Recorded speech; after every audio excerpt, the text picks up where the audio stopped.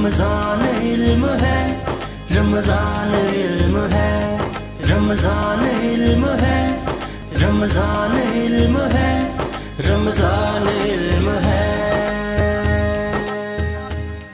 بسم اللہ الرحمن الرحیم۔ اللہم صلی علی سیدنا و مولانا محمد وعلی آلہ و اصحابہ وبارک وسلم وصلی علیہ۔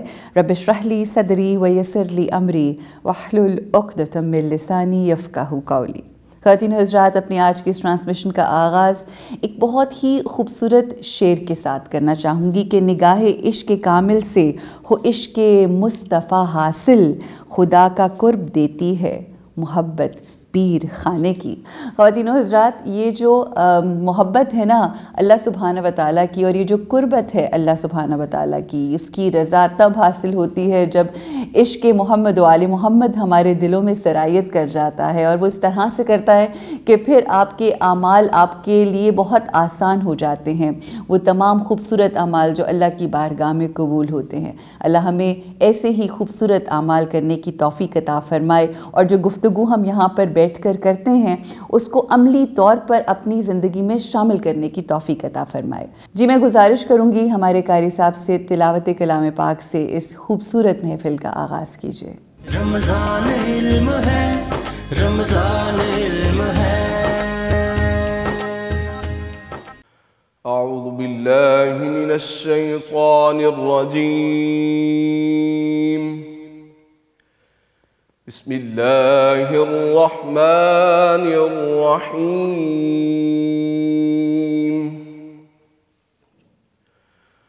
خلق الانسان من صلصال كالفخار،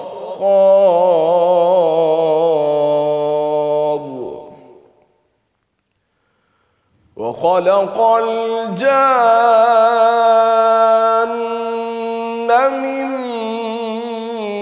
مارج من نار،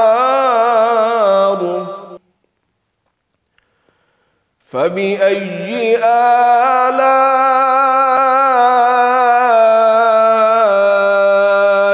ربكما تكذبان؟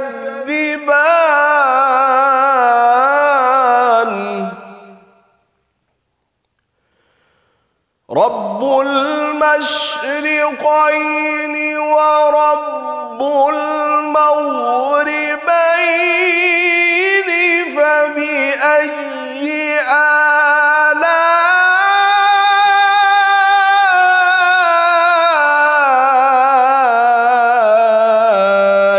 ربكما تكذبان؟ مرج البحرين يلتقيان بينهما برزخ لا يبغيان،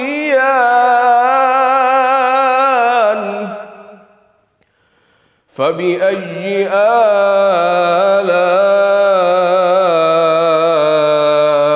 ربكما تكذبان؟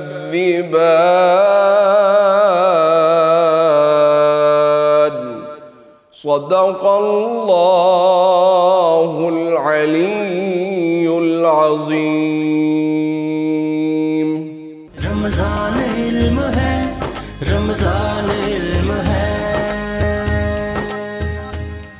بے انتہا شکریہ، سلامت رہیے۔ خواتین و حضرات، نعت رسول مقبول آپ کے سامنے پیش کریں گے ایک بہت ہی خوبصورت آواز اور خوبصورت انداز میں ہمارے بھائی۔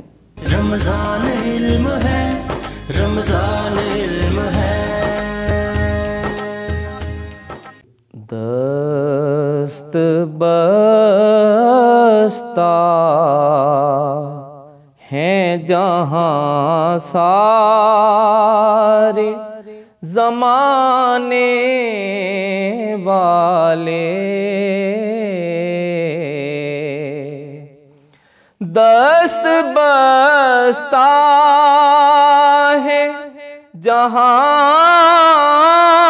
سارے زمانے والے ارے کتنے اعلیٰ ہیں محمد کے گھرانے والے، کتنے اعلیٰ ہیں محمد کے گھرانے والے۔ بے دم یہی تو 5 ہیں مقصود کائنات، خیر النساء حسین و حسن مصطفیٰ علی، کتنے اعلیٰ ہیں محمد کے گھرانے والے۔ ان سے قطرہ کوئی مانگے تو گوہر دیتے ہیں، آئے بیمار تو ہر دکھ کی دوا دیتے ہیں، پیٹ فاقوں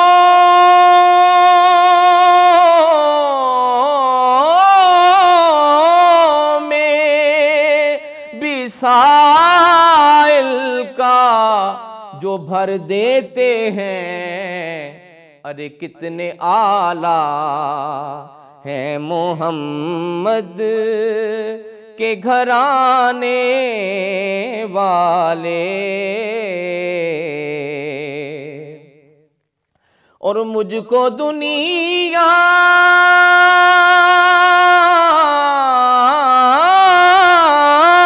کے سہاروں کی ضرورت کیا ہے، ارے میرے آقا ہے میری بات بنانے والے،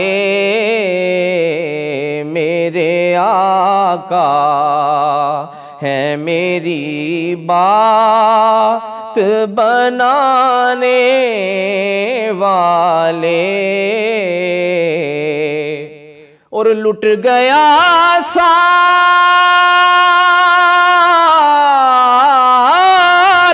چمن پھر بھی نہیں غم مجھ کو، لٹ گیا سارا چمن پھر بھی نہیں غم مجھ کو، میرے نانا کا یہ دین ہم ہیں بچانے والے، میرے نانا کا یہ دین ہم ہیں بچانے والے، کتنے اعلیٰ ہیں محمد کے گھرانے والے۔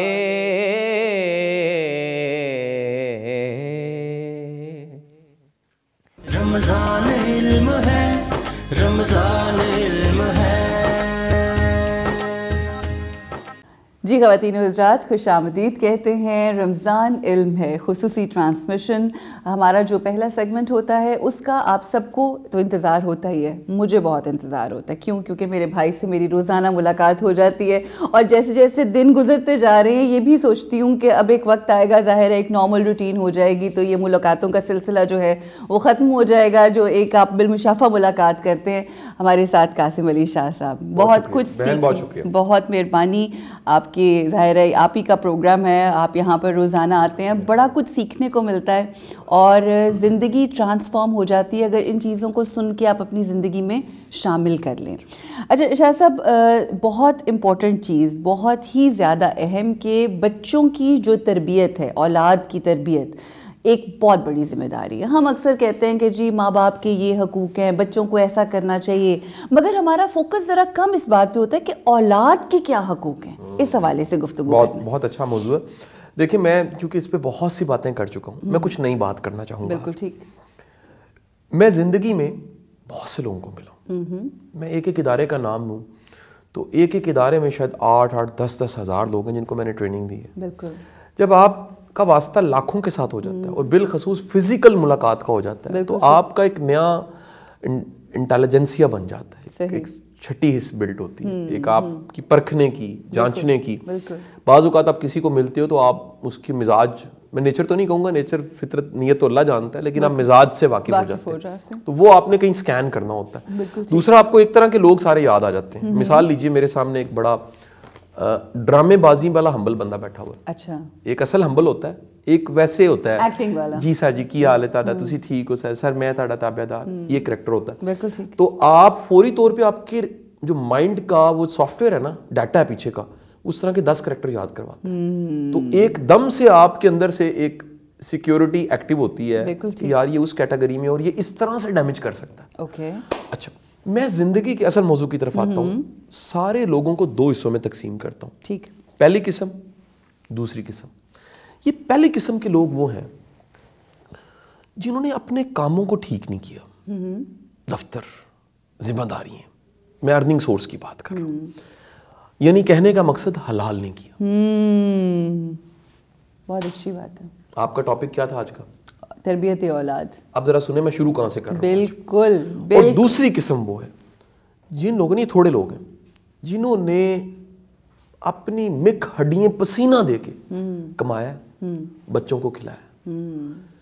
میں ڈینائی نہیں کر رہا اسکولنگ کو, ڈینائی نہیں کر رہا نصیحت کو, ڈینائی نہیں کر رہا اچھے کو اچھا کہنا, برا کہنا برے کو. میں اصل جس چیز پہ تربیت اولاد کو کھڑا کرنا چاہ رہا ہوں, بنیاد, وہ رزق حلال ہے. بہترین بات. بہن, جس نے بھی ٹکر حلال کا اولاد کو کھلایا ہے نا, لکھ لے کہیں پر, 100 مسئلے اولاد کے ساتھ ہوں گے, ڈی ٹریک سارے ہوتے ہیں. بالکل بالکل ظاہر, لیکن ٹریک پہ آ جائیں. بالکل بالکل بالکل. یہ حرام راس آ جانا نا, یہاں سے کام کی خرابی ہے. غلطی ہو جانا خرابی نہیں, غلطی ہو کے غلطی ہو جانا بہت بڑی خرابی ہے. ہم سب کہیں نہ کہیں اترے ہوں گے. بالکل بالکل. ہم ولی نہیں ہیں, ہم کوئی انسان ہے.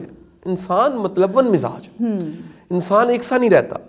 یہ فرشتہ بنتا ہے, یہ حیوان بن جاتا ہے, یہ درندگی پہ جاتا ہے, یہ نفس کو فالو کرتا ہے, شیطان کو فالو کرتا ہے, یہ لالچ, کینہ, بغض, حسد, سب چیزوں سے ایکسپیرینس. اگر ایکسپیرینس ہی نہ کیا ہو اور ایکسپیرینس کر کے چھوڑا نہ ہو تو نیکی کیسی؟ بالکل صحیح. اچھا, اب یہ جو 2 قسمیں ہیں, اس میں پہلی قسم بہت زیادہ ہے, اس معاشرے میں بہت زیادہ ہے. یہ وہ لوگ ہیں جو کام کرتے ہیں ڈنگ ٹپاتے ہیں. کام کرتے ہیں ڈنگ ٹپا کے. اچھا, ڈنگ ٹپانا ایک ٹرم ہے. ٹھیک ہے. یہ کام کو اس کے پیسے تو لے رہے ہوتے ہیں, یہ جسٹیفائی نہیں کر رہے ہوتے. آئی انڈرسٹینڈ, بالکل میں سمجھ گئی. ٹھیک. یعنی یہ اپنے آپ کو سیٹسفائی کر لیتے ہیں. ٹھیک ہے. باس کو بھی کر لیتے ہیں. حق نہیں ادا کر رہے ہوتے, حق ادا نہیں کر رہے. یہ تعداد میں بہت زیادہ دنیا ہے. ایسے بڑے لوگ ہیں جو کہتے ہیں ایسا کام ملے, پیسے زیادہ مل جائیں, کام نہ کرنا پڑے. بالکل ایسے ہی ہے. ایسے بڑے کم لوگ ہیں جو کہتے ہیں کہ آپ 50,000 روپے ہمیں دیں, ہم لاکھ کا کام کریں گے. بالکل ٹھیک ہے. میں نے ایسے ہر بندے کو جو حق سے زیادہ کام کر رہا ہے, ضرورت سے زیادہ کام کر رہا ہے, ترقی کرتے بھی دیکھا ہے, اس کی اولاد کو بھی کامیاب دیکھا ہے. اور عزت جو ملتی ہے وہ علیحدہ ہے. میں اللہ تعالیٰ والد صاحب کو میرے لمبی زندگی دے. بہن 25 سال پارٹ ٹائم جاب کی ہے. اچھا. 25 سال. جس دن میرا چھوٹا بھائی, مجھے یاد ہے, وہ برسر روزگار ہوا ہے نا, یعنی جس دن وہ ICI میں اس کی جاب شروع ہوئی ہے, اس دن ابو نے جاب چھوڑ دی کہ نہیں, اب قاسم بھی اور گھر کے 2 افراد ایسے ہیں جو کمانے لگ پڑے. 2 جابز کی ہیں پوری. صبح وابڈا ہاؤس اسٹینوگرافر تھے, تھک ہار کے شام کو آنا. مجھے وہ کپڑے اور وہ سلیپر نہیں بھولتے, سائیکل نہیں بھولتی, جس کی کاٹھی پہ بیٹھ کے میں پہلی بار وابڈا ہاؤس گیا تھا. اور پھر شام کو تھوڑا سا ریسٹ کرنا ہے. اور میری ماں نے اس ریسٹ کو انشور کرنا ہے کہ یہ تمہارے باپ نے تھوڑی دیر سونا ہے. صحیح. اور اس کے بعد پھر دوبارہ شام کو 6 بجے جاب پہ جانا ہے, پھر رات کو 1-2 بجے آنا ہے, پھر صبح جاب پہ. اور رات کے 1:30 بجے ایک دفعہ مجھے یاد ہے یہ واپس آ رہے ہیں تو ڈرائیور نہیں تھا وہ جہاں جاب کرتے تھے. وہاں وہ مشینیں ہوتی تھیں فیکس کی اور ٹیلی گراف جاتا تھا, تو ابو نے وہ سارا ڈاکومنٹس, امریکہ کے ساتھ اس گروپ کا تعلق تھا. بالکل ٹھیک. تو میں 80s 90s کی بات کر رہا ہوں, تو ڈرائیور نہیں تھا رات کو چھوڑنے والا. تو باس جو تھے, اللہ تعالیٰ ان کو لمبی زندگی دے, میں بڑا احترام کرتا ہوں, میرے والد کے باس برے ہیں سلیمان نجیب صاحب, تو وہ چھوڑنے آ گئے خود. تو ان کے کئی ڈائلاگ ہوئے رات کے اس پہر میں. اچھا. 1-1:30 بجے کے ٹائم. اچھا. تو انہوں نے کہا کہ شاہ جی ایس ویلے دروازہ کون کھولے گا؟ میرے والد نے کہا میرا بیٹا دروازہ کھولے گا. وہ کیا کرتا ہے 8th کلاس میں, وہ کیوں کھولے گا؟ پڑھ رہا ہوتا ہے اس وقت بیٹھ کے. اور اتنی دیر میں وہ گاڑی کی لائٹ جیسے میری گلی میں مجھے محسوس ہوئی, اور میں کھڑکی کے پاس ٹیبل سجائے بیٹھا پڑھ رہا تھا, تو میں بھاگ کے, تو باس نے ویو کیا.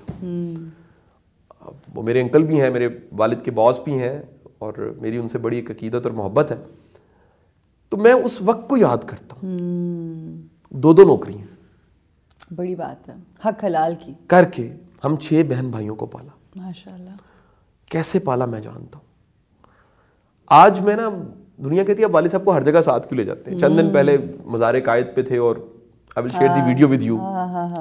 اسکواڈ نے کیسے میرے والد صاحب کا ماشاءاللہ استقبال کیا, اور میرے والد صاحب نے وہاں فاتحہ پڑھی, سلام پیش کیا.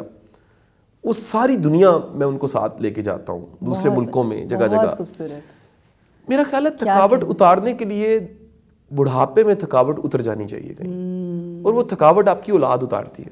کیا بات ہے. کبھی دبا کے, کبھی اپنی ساری کامیابیوں کا کریڈٹ آپ کو دے کے, کبھی آپ کو بن بتائے کوئی سرپرائز دے کے, کبھی بن بتائے شاپنگ کر کے آپ کی سامنے پیش کرتے ہوئے, کبھی آپ کو آگے فیتا کٹانے کے لیے کر دینا. کبھی ایک ایونٹ تھا تو میں نے سب کو کہا کہ سیلفی میرے ساتھ نہیں میرے والد صاحب کے ساتھ بنا. بہت اچھی بات ہے. تھک گئے بیچارے, کہتے ہیں یار تو کتنے پسا دیتا ہے.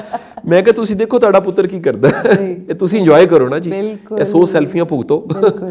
اور یہ سارا ریٹرن جو ہے یہ اس حق حلال کی کمائی کا ہے. تھوڑے تھوڑے پیسے. بالکل. مجھے ایک دن کہنے لگے کہ یار میں 2 نوکری اس لیے کرتا ہوں کہ ایک نوکری تم لوگوں کو چلانے کے لیے کرتا ہوں گھر کو, اور ایک نوکری میں اپنی ماں کے لیے کرتا ہوں. ہوئے ہوئے ہوئے ہوئے ہوئے. ایک سے گھر چل سکتا تھا, یقین کیجئے. شام کو وہ بیٹھ کے آرام سے ٹی وی دیکھ سکتے تھے, شام کو بیٹھ کے وہ رات کا کھانا ٹائم پہ کھا کے سو سکتے تھے. وہ جگراتے آنکھوں پہ ہلکے پڑے ہوتے تھے, صبح سوجی آنکھوں کے ساتھ اٹھ کے دفتر جا رہے ہوتے تھے. تو میں آج بھی وہ وقت یاد کرتا ہوں. تو وہ جس انسان نے اپنی ماں کا خیال رکھتے ہوئے 2 نوکریاں کی, آج ان کا بیٹا جو ہے وہ کس طرح سے ان کی شان و شوکت. ہم سب 6 کے 6 مطلب یقین کیجئے گا, وہ ایک شہد کی مکھیوں کی طرح امی اور ابو کو چمٹے ہوتے ہیں. کیا کہنے, میں آپ کو بتا نہیں سکتا. میں تو شاید کیا سب بھی, میرے سے چھوٹا حامد, ہاشم, فائزہ, ہنا, ہما, ہم سب, وہ ایک ایسا کہہ لیجئے. میں دعا مانگتا ہوں. چند دن پہلے وابڈا ہاؤس میں میرا لیکچر تھا تو ابو ساتھ تھے, تو میں نے سب کو کہا میرے لیے دعا مانگے کہ یہ جس چیز کو یہ انجوائے کرے, اللہ کرے میں اپنے بیٹے کو اس طرح انجوائے. الہی آمین. میری وش ہے کہ جب میں کبھی بوڑھا ہو جاؤں تو محسن اور ہادی اور فہد کی جو سکسیس ہے میں دیکھ سکوں, اور میں کہہ سکوں کہ یار ہاں یار میں نے اپنی ہڈیوں کی مکھ دی اپنے کام کو. میں نے اپنے زندگی کا بیسٹ ٹائم جب میں انجوائے کر سکتا تھا میں نے اپنے کام کو دیا ہے, قربانیاں دی ہیں, مفت کام کیا ہے, ٹریول کیا ہے, چائے کی پیالی بھی نہیں کہیں سے پی کہ یار اللہ سے اجر لینا ہے ہم نے. تو یہ جو رزق حلال ہے, سو میں اس موضوع کو تھوڑا سا میں نے زیادہ پارک کر دیا ہے آپ کی اجازت سے, کہ بچوں کی تربیت کا بڑا گہرا تعلق رزق حلال کے ساتھ ہے. باقی چیزیں بعد میں ہیں, شاید وہ میں بتا چکا ہوں, لیکن میں بتانا چاہوں گا کہ جب آپ ٹکر حلال کھلاتے ہیں نا, یہ ٹکر حلال بانو قدسیہ کے بقول جینز پہ اثر ڈالتا ہے. بالکل صحیح. میرا خیال ہے کہ یہ اتنی مدلل گفتگو ہوئی ہے جو رزق حلال پہ ہم نے کی ہے, کہ اگر ایک والد اور والدہ, بالخصوص والد جس طرح سے آپ کے والد صاحب کی آپ نے مثال دی, اگر وہ صرف اس پوائنٹ کے اوپر فوکس کر لے, اس پوائنٹ کو آج اپنے اندر یہ جذب کر کے اپنی زندگی میں شامل کر لے, یہ ایک ہیوج ڈفرنس ہوگا, ایک ہیوج چینج ہوگا. اگر آپ یہ کر لیں تو میرا خیال ہے کہ تربیت اولاد کا سب سے اہم جو فلسفہ کہہ لیں یا سب سے اہم جو بات ہے وہ آپ اس کو اپنی زندگی میں شامل کر کے پھر آپ دیکھیں گے کہ جب آپ بوڑھے ہوں گے اور آپ کے بچے جوان ہوں گے جن کو آپ نے حق حلال کی کھلائی ہوگی, وہ اسی طرح سے جس طرح سے آج شان کا باعث بنے ہیں اپنے والد کے لیے قاسم علی شاہ اور ان کے تمام بہن بھائی, اور وہ تمام بچے جن کو جو حق حلال کی کمائی کھا کے پروان چڑھتے ہیں, آپ کے بچے بھی اسی طرح سے آپ کی شان کا باعث بنیں گے. جی خواتین و حضرات, اسی پیغام کے ساتھ رکتے ہیں یہاں پر ایک وقفے کے لیے, واپس آئیں گے, گفتگو کو آگے بڑھائیں گے ایک نئی گیسٹ کے ساتھ. السلام علیکم ورحمۃ اللہ. رمضان علم ہے, رمضان علم ہے. بسم اللہ الرحمن الرحیم. خواتین و حضرات, ایک بار پھر آپ سب کو خوش آمدید کہتے ہیں. اس مہینے میں جو قرآن کا مہینہ ہے, ہم علم حاصل کر کے اپنی زندگیوں کو بہتر بنانے کی کوشش کر رہے ہیں. کچھ اشعار ہیں, اس سے آج کے اس پروگرام کا آغاز کریں گے کہ عجب ایک سلسلہ ہے, عجب ایک سلسلہ ہے. خدیجہ, فاطمہ, زینب, وفا کے باب میں, صدق و صفا کے باب میں, صبر و رضا کے باب میں, کیسا منور راستہ ہیں خدیجہ, فاطمہ, زینب. اور اسی اشعار کو آگے بڑھاتے ہوئے کہ مشیت نے جو ایک خطے جری کھینچا ہوا ہے, اسی کا نور ہے جو دل بدل منزل بمنزل ہر طرف پھیلا ہوا ہے. رسالت کی گواہی ہو, ولایت کی گواہی ہو, امامت کی گواہی ہو, جو یہ کہہ دیں وہی میزان حق میں مستند مانا گیا ہے. خدیجہ, فاطمہ, زینب, گواہی میں تسلسل, اور پھر ایسا تسلسل آپ خود اپنی جگہ ایک معجزہ ہے. خواتین و حضرات, یہ جو سلسلہ ہے خانوادہ رسول اکرم صلی اللہ علیہ وآلہ وسلم کا, جناب بی بی فاطمہ الزہرا سلام اللہ علیہا, جناب بی بی زینب عالیہ, اور سب سے بڑھ کر ان کی والدہ گرامی جناب بی بی خدیجۃ الکبریٰ سلام اللہ علیہا, کہ جو کہ ملکۃ العرب تھیں اپنے زمانے میں, ایک ایسی خاتون کہ جن سے مرد حضرات بھی کس طرح سے بزنس کرنا ہے, انٹرپرینیورشپ کیا ہوتی ہے سمجھنے کے لیے آتے تھے. اس زمانے میں 70,000 پتہ نہیں کتنے اونٹ آپ رکھتی تھیں, جو آج کل کے زمانے کی BMWs ہیں. اس قدر امپاورڈ عورت, اور پھر کس طرح سے انہوں نے اس دین اسلام کے لیے تن من دھن جو ہے وہ اللہ کی راہ میں پیش کیا. ہمارے ساتھ جو مذہبی اسکالر موجود ہیں, علامہ پیر محمد شفاعت رسول نوری قادری صاحب. السلام علیکم. وعلیکم السلام ورحمۃ اللہ. کیسے علامہ صاحب, آپ ٹھیک ٹھاک ہیں؟ اللہ کا فضل. آج کا دن بڑا اہم دن ہے, اور بالخصوص ہمارے لیے سیکھنے کے حوالے سے بہت بڑا دن. یہ وہ ذات, یہ وہ ہستی, یہ وہ شخصیت کہ جنہوں نے آقا دو جہان محمد مصطفیٰ صلی اللہ علیہ وآلہ وسلم کی رسالت کو تسلیم کرنے والی پہلی خاتون تھیں, ملکۃ العرب تھیں بزنس کے حوالے سے, اور جو ویلفیئر کے حوالے سے ہم جانتے ہیں. میں چاہوں گی کہ بی بی کی شان کے اوپر, بی بی کی فضائل کے اوپر آپ کیا فرمائیے گا؟ بسم اللہ الرحمن الرحیم. سیدہ خدیجۃ الکبریٰ سلام اللہ علیہا کی فضیلت میں سب سے بڑا جملہ میں آپ کی نظر کرنا چاہتا ہوں. وہ یہ کہ جب رسول اللہ صلی اللہ علیہ وسلم نے اعلان نبوت فرمایا تو حضرت خدیجہ نے اعلان فرمایا. واہ واہ واہ واہ. اعلان ایمان فرمایا. اسلام اور ایمان قبول نہیں کیا آپ نے, اس لیے آپ پہنچی اس جملے کی تحت. بالکل, کیا کہنے. حضور نے اعلان نبوت فرمایا, انہوں نے اعلان ایمان فرمایا. کیا کہنے. اس لیے کہ حضور صلی اللہ علیہ وسلم کی ساری زندگی حضرت سیدہ کے سامنے تھی. بے شک.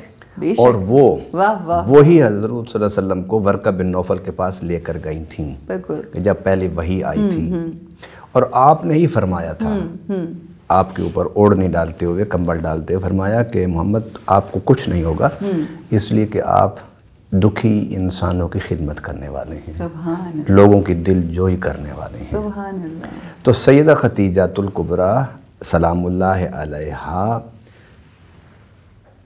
صحابہ کرام, صحابیات اور مؤمنین جنہوں نے حضور صلی اللہ علیہ وسلم کو دیکھ کے اسلام قبول کیا اس پوری جماعت میں آپ وہ شخصیت ہیں کہ جب حضور نے اعلان فرمایا تو ادھر سے انہوں نے ایمان کا اظہار فرمایا. سبحان اللہ, کیا کہنے. یہ فضیلت سوائے سیدہ خدیجہ اور مولا علی کرم اللہ تعالیٰ وجہ الکریم ان کے علاوہ کسی کو حاصل نہیں ہے. سبحان اللہ. کیونکہ مولا علی حضور صلی اللہ علیہ وسلم کی گود میں پلے تھے اور وہ ساری نبوت کی باتیں انہیں 10 سال پہلے نظر آ رہی تھیں. بالکل بالکل. لیکن حضور ابھی اعلان نہیں فرمایا تھا تو آپ بھی خاموش تھے. جب حضور نے اعلان فرمایا تو اس وقت آپ نے بھی اپنے ایمان کا اظہار فرمایا. میں آپ کے اس جملے کا وہ جو ایک نشہ ہوتا ہے نا, ہر چیز کا ایک نشہ ہوتا ہے, تو اتنا خوبصورت جملہ اور خیال اور وہ تصور کہ میں اس میں مطلب لٹرلی بہہ گئی ہوں. آپ نے ایک بڑا خوبصورت جملہ بولا.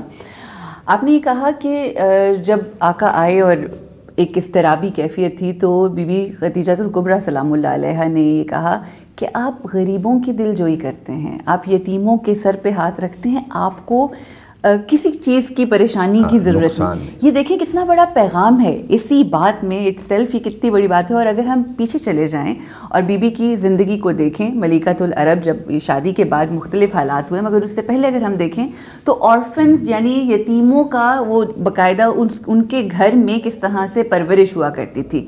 تو کتنا ضروری ہے آج کی عورت کے لیے یہ سبق نہ صرف سیکھنا اور پھر آگے اپنے میاں کو سکھانا. کیا فرمائیے گا؟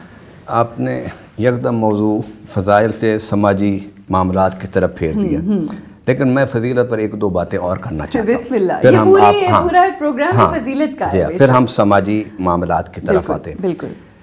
سیدہ خدیجہ الکبریٰ سلام اللہ علیہا نے حضور صلی اللہ علیہ وسلم کو نکاح کی دعوت دی تھی.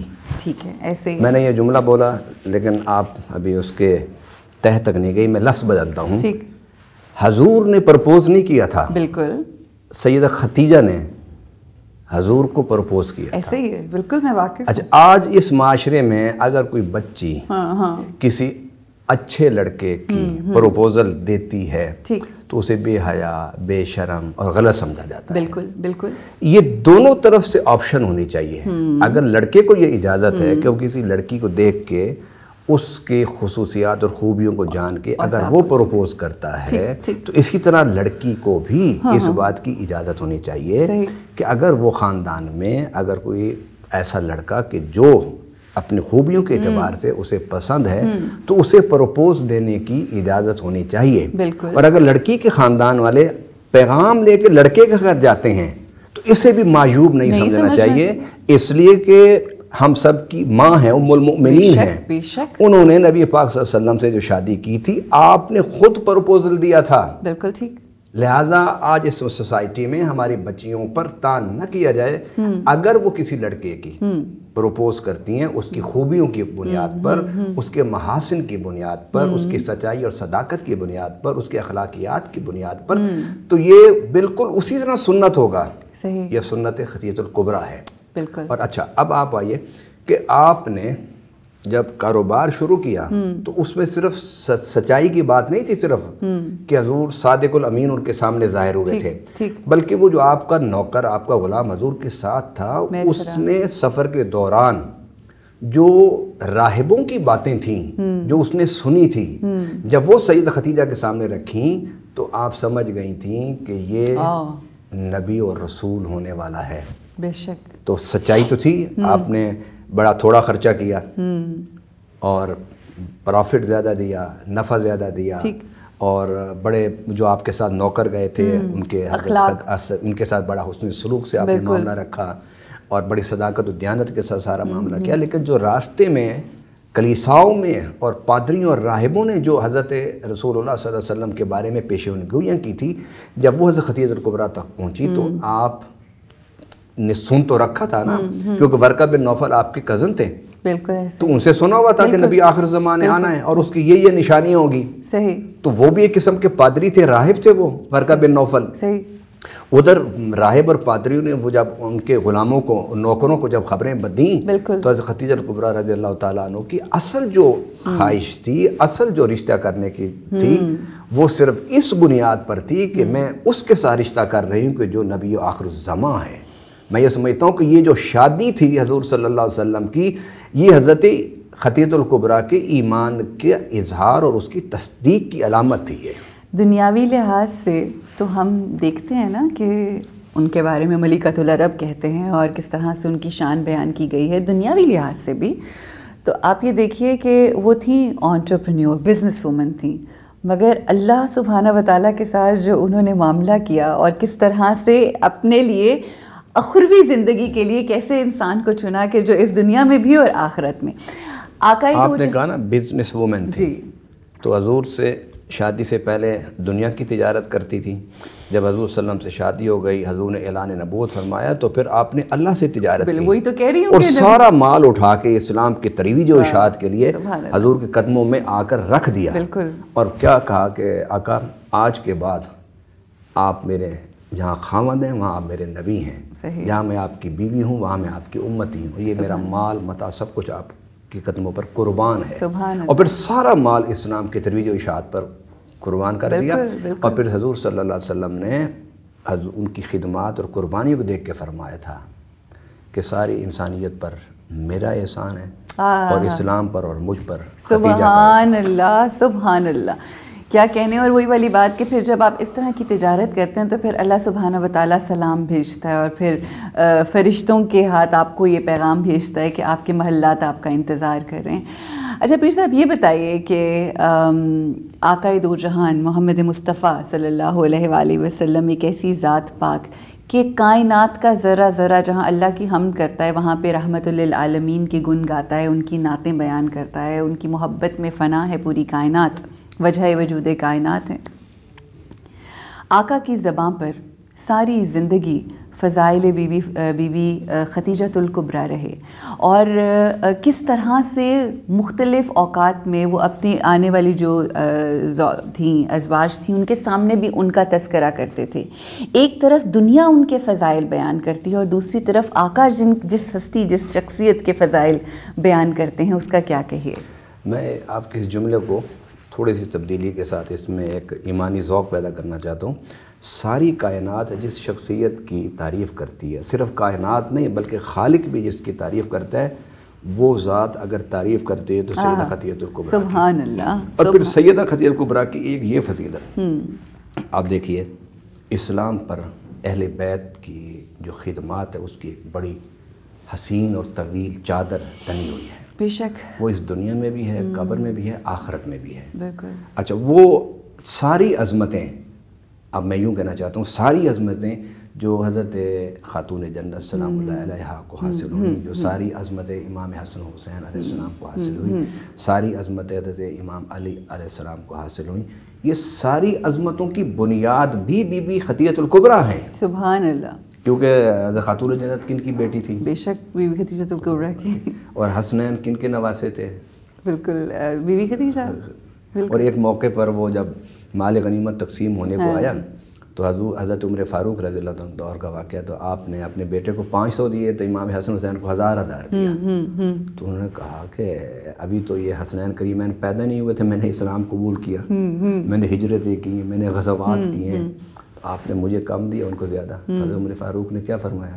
فرمایا ان کی ریس نہ کیا کرو۔ انہوں نے پوچھا کیوں نہ ریس کروں؟ فرمایا کہ پہلے ان کے نانا جیسا نانا لے کر آ، اور ان کی نانی جیسی نانی لے کر آ، ان کی ماں جیسی ماں لے کر آ۔ سبحان اللہ، سبحان اللہ۔ تو جب تیری نانی ان کی نانی جیسی نہیں، تیری ماں ان کی ماں جیسی نہیں، تیرے ماموں ان کے ماموں جیسے نہیں، تو پھر ان کی ریس نہ کر۔ کیا کہنے۔ اب یہ جو بات ہے، یہ ساری فضیلتوں کے سارے نقطے اہل بیت پر جا کے ختم ہوتے ہیں، اور اہل بیت کا سر چشمہ سیدہ خدیجۃ الکبریٰ ہے۔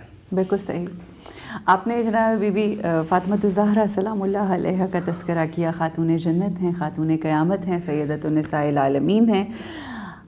اب وہ جو جنت کی سردار ہیں، ان کی جنت جن کے قدموں تلے ہیں وہ ہیں بی بی خدیجۃ الکبریٰ، اس حوالے سے کیا کہیں گے؟ بڑی زبردست آپ نے بات کی کہ حضور صلی اللہ علیہ وسلم سے پوچھا گیا کہ یہ آپ فرماتے ہیں کہ یہ سیدۃ النساء العالمین ہے، تو کیا یہ حضرت خدیجہ کی بھی سیدہ ہوں گی؟ فرمایا ہاں ان کی بھی سیدہ ہوں گی۔ تو پوچھا وہ کیوں؟ فرمایا کہ خدیجہ کا باپ محمد نہیں تھا، واہ واہ، سبحان اللہ، فاطمہ کا باپ محمد ہے، سبحان اللہ۔ تو اس لیے یہ عورتوں کی، اور صرف سیدہ خدیجہ کی سردار نہیں بلکہ حضرت حوا سے لے کر بالکل بالکل بالکل آخری عورت تک جتنی عورتیں ہوں گی، خواہ وہ نبیوں کی بیوی ہیں یا نبیوں کی بیٹی ہیں، اولیاء و صالحات ہیں، عابدات ہیں، مبلغین تبلیغ کرنے والی عورتیں ہیں، بڑے بڑے فضیلتوں والی جو عورتیں ہیں، ان سب کی سردار حضرت خاتون جنت سلام اللہ علیہا ہوں گی۔ بالکل صحیح۔ جنت کے دروازے بھی اسی خاندان میں کھلتے ہیں، بے شک، شفاعت کے دروازے بھی اسی خاندان میں کھلتے ہیں، رب کی رضا کے دروازے بھی اسی خاندان میں کھلتے ہیں۔ اور وہ واقعہ کہ جب حضور صلی اللہ علیہ وسلم مدینہ مسجد نبوی سے اٹھ کے تشریف لے گئے تو کئی دن نظر نہ آئے، تو یہ مولانا روم نے اس واقعے کو لکھا ہے مسنوی شریف میں۔ تلاش کرتے کرتے صحابہ پہنچے تو کئی دن ہو گئے حضور نظر نہیں آ رہے تھے، بڑے بےتاب تھے۔ تو راستے میں ایک چرواہا مل گیا، انہوں نے کہا کہ یار بتاؤ کہ کوئی یہاں پر کوئی اس حلیے والا کہ واللیل کی زلفوں والا، والضحیٰ کے مکھڑے والا، ید اللہ کے ہاتھوں والا، مازاق کے آنکھوں والا، ذاق سمو کی چال والا، کوئی ایسا تم نے دیکھی ذات اور شخصیت؟ تو اس چرواہے نے کہا میں نے دیکھا تو کسی کو نہیں ہے، لیکن مجھے قریب سے نا غار میں سے کسی کے رونے کی آواز آتی ہے، جب وہ روتے ہیں تو میری یہ بکری بھی ساتھ رونا شروع کر دیتی ہیں۔ ان کا پھر وہی ہوں گے۔ جب یہ گئے تو دیکھا حضور صلی اللہ علیہ وسلم سر سجدے میں رکھا ہوا تھا، رو رو کے مٹی جو تھی وہ گارا بن چکی تھی۔ صحابہ نے بڑی منتیں کی، التجائیں کی، حضور سر سجدے سے اٹھائیے، آپ نہ دیدار کرائیے، حضور نے نہیں اٹھایا۔ سب نے پھر اتفاق کیا کہ اگر آج حضور کو سجدے سے سر اٹھا کے گھر لانا چاہتے ہو تو اس کی وہ ایک ہی شخصیت ہے اور وہ خاتون جنت ہے۔ تو حضرت خاتون جنت آئی، انہوں نے کہا کہ حضور سر اٹھائیے، حضور نے نہیں اٹھایا۔ تو حضور صلی اللہ علیہ وسلم کو حضرت بی بی خاتون جنت نے عرض کی ابا جان اگر آپ کو اپنی امت کی فکر ہے تو یہ ذمہ داری میں لیتی ہوں سبحان اللہ کہ میں آپ کی ساری امت کی بخشش اللہ سے قیامت کے دن کراؤں گی۔ سبحان تو صحابہ نے پوچھا وہ کیسے؟ فرمایا کہ میں قیامت کے دن اللہ سے کہوں گی کہ اگر تم میرے ابا کی امت کو نہیں بخشتا تو میں پھر اپنی چادر اتار کے تیرے حضور دعا کروں گی۔ اور حضور حضرت خاتون جنت کی چادر اتر جانا یہ ایک بہت بڑی، تو دیکھیے اس کو اگر آپ سمجھنا چاہتے ہیں تو دوسرے انداز سے سمجھیے کہ قیامت کے دن پل صراط پر سارے گزریں گے، آواز نہیں ہوگی، ندا نہیں آئے گی، لیکن جب سیدہ کا گزر ہوگا تو جبرائیل امین آواز دیں گے کہ اے معاشر اپنی نظریں جھکا لو۔ تو تجسس دل میں ابھرے گا، سوال ابھریں گے دل میں کہ یہ کون آ رہا ہے جس کی وجہ سے کہا گیا کہ نظریں نیچے کر لو۔ فرمایا حسنین کی ماں آ رہی ہے، صدقے قربان، علی کی زوجہ آ رہی ہے، رسول کی بیٹی آ رہی ہے، اور ختیجہ کی لخت جگر جس سے سیدہ ختیجہ کو سب سے زیادہ پیار تھا وہ آ رہی ہیں، نظریں نیچے کر لو۔ اور صرف ان کو اجازت ہوگی نظر اوپر اٹھا کے دیکھنے کی جو ان کی اولاد ہوگی، سبحان اللہ، اور وہ بےتابی سے دیکھیں گے کہ ہم اپنی اماں کو تو دیکھ لیں۔ صدقے قربان، کہ یہ اب عظمت جو ہے حضرت خدیجہ الکبریٰ رضی اللہ تعالیٰ عنہ کی جو بیٹی، ساری میں وہی کہہ رہا ہوں نا، ساری عظمتیں در خدیجہ پر ہیں، در خدیجہ پر ہاتھ جوڑ کے کھڑی ہیں، ساری فضیلتیں ان جیسا داماد کسی کے پاس نہیں، ان جیسی اولاد کسی کے پاس نہیں، ان جیسے نواسے جو جنت کے سردار ہیں، جو نبی کے نفس ہیں۔ سبحان اللہ، کیا کہنے۔ اچھا، اسوہ کاملہ کے لیے اپنی زندگی کو بہترین طریقے سے گزارنے کے لیے ہم کہتے ہیں آقا کی ذات ہے، اس سے بڑھ کر اور بلند و بالا و اعلیٰ کوئی ہے ہی نہیں۔ اب اگر کسی شخص نے اپنی زندگی میں بہترین نمونہ دیکھنا ہے ازدواجی زندگی کا تو وہ آقا اور جناب بی بی خدیجۃ الکبریٰ سلام اللہ علیہا کا جو ازدواجی رشتہ ہے وہ اس سے بہترین رشتہ ہے نہیں۔ میں یہ جاننا چاہوں گی کہ جو یہ خاص رشتہ جس کو ساری زندگی یاد بھی کرتے رہے آقا دو جہان محمد مصطفیٰ صلی اللہ علیہ وآلہ وسلم، اس کے جو مختلف چند چیز، زیادہ تو بیان کر نہیں سکتے، وقت نہیں ہے، مگر چند چیدہ اور اہم ترین پہلو ہیں، وہ کیا فرمائیے گا؟ سیدہ خدیجۃ الکبریٰ سلام اللہ علیہ کے حوالے سے احادیث کی کتابوں میں ایک روایت بڑی مشہور ہے، ایک واقعہ کہ آپ جب بھی گوشت یعنی قربانی جانور کرتے تھے تو آپ ران کی گوشت رکھ لیتے تھے اور فرماتے تھے کہ اسے اٹھا کے ختیجہ کی فلاں سہیلی کو دے کر آؤ۔ تو امہات المومنین بیٹھی ہوتی تھیں، حضرت عائشہ اور باقی، تو حضرت عائشہ صدیقہ رضی اللہ تعالی عنہا فرماتی ہیں کہ جب حضور صلی اللہ علیہ وسلم نے بار بار تذکرہ کیا تو میں نے کہا حضور اب تو ہم ہیں آپ کے پاس۔ تو حضور صلی اللہ علیہ وسلم نے فرمایا کہ جو قربانیاں ختیجہ نے دی ہیں وہ تم میں سے کوئی بھی نہیں دے سکتا. بالکل بے شک. وہ مشکل دور میں میرے ساتھ تھی, مصیبتوں کے دور میں میرے ساتھ تھی, تکلیفوں کے دور میں میرے ساتھ تھی. جب اسلام کو قبول کرنا پھانسی کا پندہ اپنے گلے میں ڈالنے کے مترادف تھا, اس وقت میرے فرمایا کہ یہ گوشت اس لیے میں بیچتا ہوں کہ یہ گوشت کا ران کا یہ ٹکڑا یہ ختیجہ کو بڑا پسند تھا. تو فرمایا اس کی سہیلی کو کیوں بیچتے ہیں؟ فرمایا میرا دل کہتا ہے کہ جب ختیجہ کی سہیلی کھائے گی تو ختیجہ قبر میں خوش ہوگی. سبحان اللہ. یعنی حضور صلی اللہ علیہ وسلم دنیا میں بیٹھے ہوئے بھی محسنہ اسلام سبحان اللہ سید خدیجہ الکبریٰ کو خوش کرنے کی جتن کیا. کیا کہنے. تو جب حضور صلی اللہ علیہ وسلم ان کو خوش کرنے کی جتن کرتے ہیں تو جو ان کو تنگ کرے گا یا جنہوں نے ان کو رلایا ہوگا قبر میں وہ کیسے بخشے جائیں گے؟ کیا حسنین کریمین کے قاتل بخشے جائیں گے؟ کیا انہوں نے نہیں رلایا ہوگا حضرت خدیجہ کو؟ اچھا بلکہ میں نے بہت ساری جگہوں پہ یہ بھی سنا کہ جب ازواج مطہرات کو کا جی چاہتا تھا کہ خوش کریں آقا کو تو ان کے فضائل بیان کرتی تھیں اور وہ تذکرہ ان کا کرتی تھیں کہ وہی والی بات ہے کہ محبوب تو تبھی راضی ہوتا ہے, اللہ تب راضی ہوتا ہے جب اس کے محبوب کا ذکر ہو, تو وہ جو حبیب ہے وہ تب راضی ہوتا ہے جب اس کی محبوبہ کا ذکر کیا جائے. اچھا تو زندگی کو اگر ہم آگے لے کر چلیں بی بی خدیجہ الکبریٰ سلام اللہ علیہا کی تن من دھن بالخصوص, مطلب باقاعدہ اگر آپ کہیں کہ جس نے اپنی زندگی میں آقا کے اوپر دین اسلام کے اوپر کیا وہ بی بی خدیجہ الکبریٰ سلام اللہ علیہا کی ذات. اور پھر ہم بالکل اب آخر میں آ جائیں ان کی زندگی کے ایام جو شیب ابی طالب میں گزرے, اس پہ بھی تھوڑی روشنی ڈالیں. شیب ابی طالب میں دو بڑی شخصیات, ایک حضرت ابو طالب رضی اللہ تعالیٰ عنہ و سلام اللہ علیہ اور دوسری سیدہ خدیجہ الکبریٰ سلام اللہ علیہا. یہ دو وہ شخصیات تھیں. ایک شخصیت حضور صلی اللہ علیہ وسلم کی طاقت تھی پولیٹیکلی, بالکل وہ سیدہ ابو طالب تھے, بالکل. اور دوسری ویسے تو بے شمار پہلو سے حضرت سیدہ خدیجہ حضور کی ایک پاور تھی, طاقت تھی, قوت تھی, لیکن فنانشلی آپ کی جو سپورٹ اور طاقت تھی وہ حضرت خدیجہ الکبریٰ تھی. یہ دونوں حضور کے ساتھ شیب ابی طالب میں اترے تھے.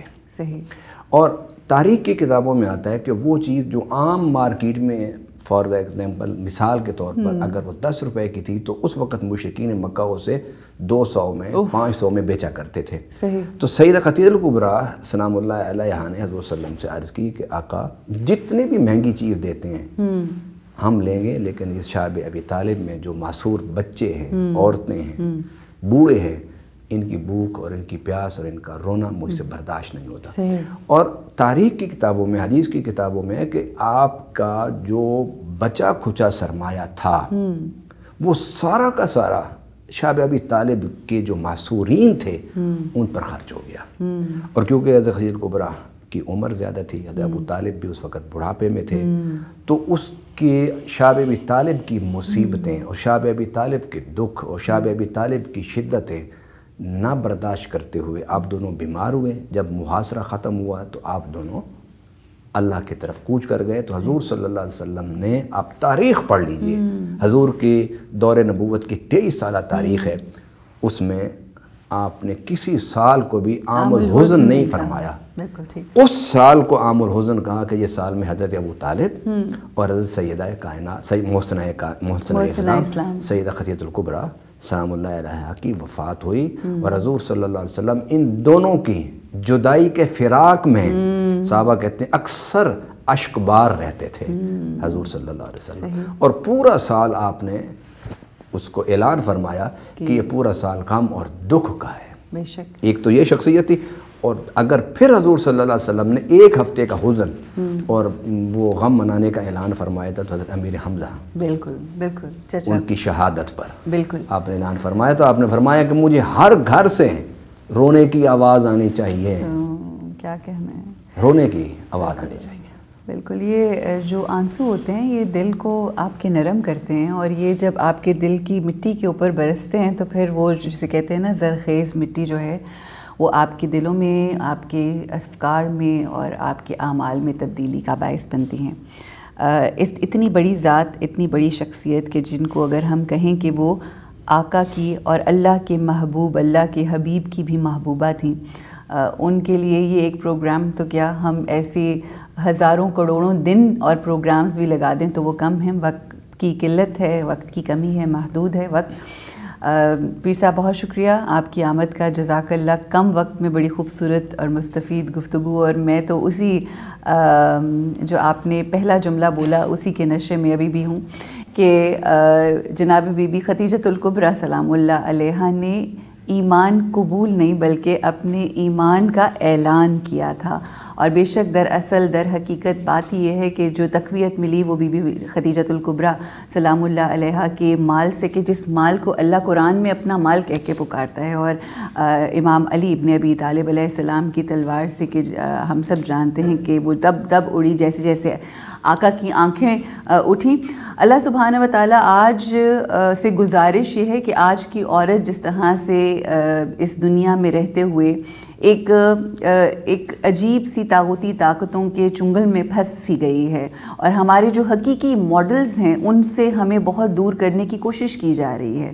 مگر ہماری کوشش یہ ہے کہ ہم جو ہمارے حقیقی رول ماڈل ہیں, خواتین ہیں, جناب بی بی خدیجۃ الکبریٰ, جناب بی بی فاطمۃ الزہرا, جناب بی بی زینب عالیہ, جناب بی حضرت عائشہ رضی اللہ تعالیٰ عنہا, یہ تمام وہ شخصیات ہیں, یہ تمام وہ خواتین ہیں کہ جن کی زندگیوں کو دیکھ کر ہمیں اپنی زندگیوں کو بہتر بنانا ہے. خواتین و حضرات, یہاں پر آپ سے اجازت چاہیں گے اس دعا کے ساتھ کہ اللہ ہمارے دلوں کو تبدیل کرتے اور ایسے عمل کرنے کی توفیق عطا فرمائے کہ جس کے بعد وہ یہ کہہ سکے کہ ہاں یہ ہیں میرے ماننے والے. اپنا بہت خیال رکھیے, اپنی سوچوں کا خیال رکھیے. السلام علیکم ورحمۃ اللہ وبرکاتہ. رمضان علم ہے, رمضان علم ہے. بسم اللہ الرحمن الرحیم. Welcome back after the break. خواتین و حضرات, ہمارے جو آج کے گیسٹ ہیں وہ آپ کو بہت ہی امیزنگ ٹپس دینے والے ہیں آج کے اس پروگرام میں. ہمارے اس پروگرام میں آپ نے پہلے بھی ان سے ملاقات کی, اور کس طرح سے اور کس خوبصورتی سے انہوں نے ہمیں غذا سے علاج کے بارے میں بتایا, مختلف ایسی اشیاء کہ جو ہمارے ارد گرد ہوتی ہیں مگر ہم اس کی افادیت کو, اس کی اہمیت کو سمجھتے ہی نہیں ہیں, اس کا استعمال ہی نہیں کرتے, تو اس سے مستفید نہیں ہوتے. اور بڑی خوبصورتی سے انہوں نے بیان کیا. And I am actually looking forward to talk to him. Why? Because جو بھی ان کے ٹپس تھے وہ بہترین تھے. آئیے آپ کی ملاقات کرواتے ہیں. He's a professor of agriculture, motivational speaker بھی ہیں, سوشل ایکٹیوسٹ بھی ہیں, کالمسٹ بھی ہیں, ٹورسٹ بھی ہیں, اور ہیلدی لائف از ہز پیشن. اور وہ لوگ جو اپنی زندگی سے سیکھ کے اپنی زندگی پہ اپلائی کر کے پھر لوگوں کی مدد کرنے کی کوشش کرتے ہیں, واقعی ان کے کام میں, ان کی زبان میں بہت اثر ہوتا ہے. ہمارے ساتھ ہیں ڈاکٹر شہزاد بسرا صاحب. السلام علیکم. وعلیکم السلام. ڈاکٹر صاحب, ہیلدی الحمدللہ, ہیلدی لائف اسٹائل الحمدللہ, it's a passion. It's a passion for you. So یہ جو پیشن ہے یہ آپ نے اپنے حد تک تو محدود نہیں رکھا.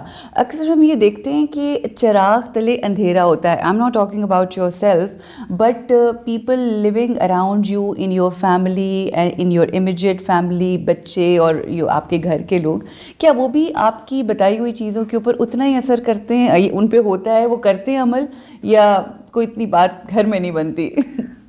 ایسے کوئی 10-12 سال پہلے جب میں نے یہ شروع کیا نا تو شاید چراغ تلے اندھیرا, بڑا گہرا اندھیرا تھا. اچھا. اس کے بعد پھر اس میں ایک ایگزامپل بڑی مزے کی تھی کہ ہمارے ایک کریٹک تھے بہت بڑے, صحیح, تو وہ مذاق ہر وقت کرتے تھے مجھے کہ یہ کیا تم ہر وقت مرنگا لگے رہتے ہو, اور ہیلدی لائف اسٹائل کیا ہے, خود تم کیا ہو, کیا اپنا کام کرو, یہ خاصی باتیں کرتے تھے. تو میں بس ایسے مسکرا کے بس میں کوئی جواب نہیں دیتا تھا. ٹھیک.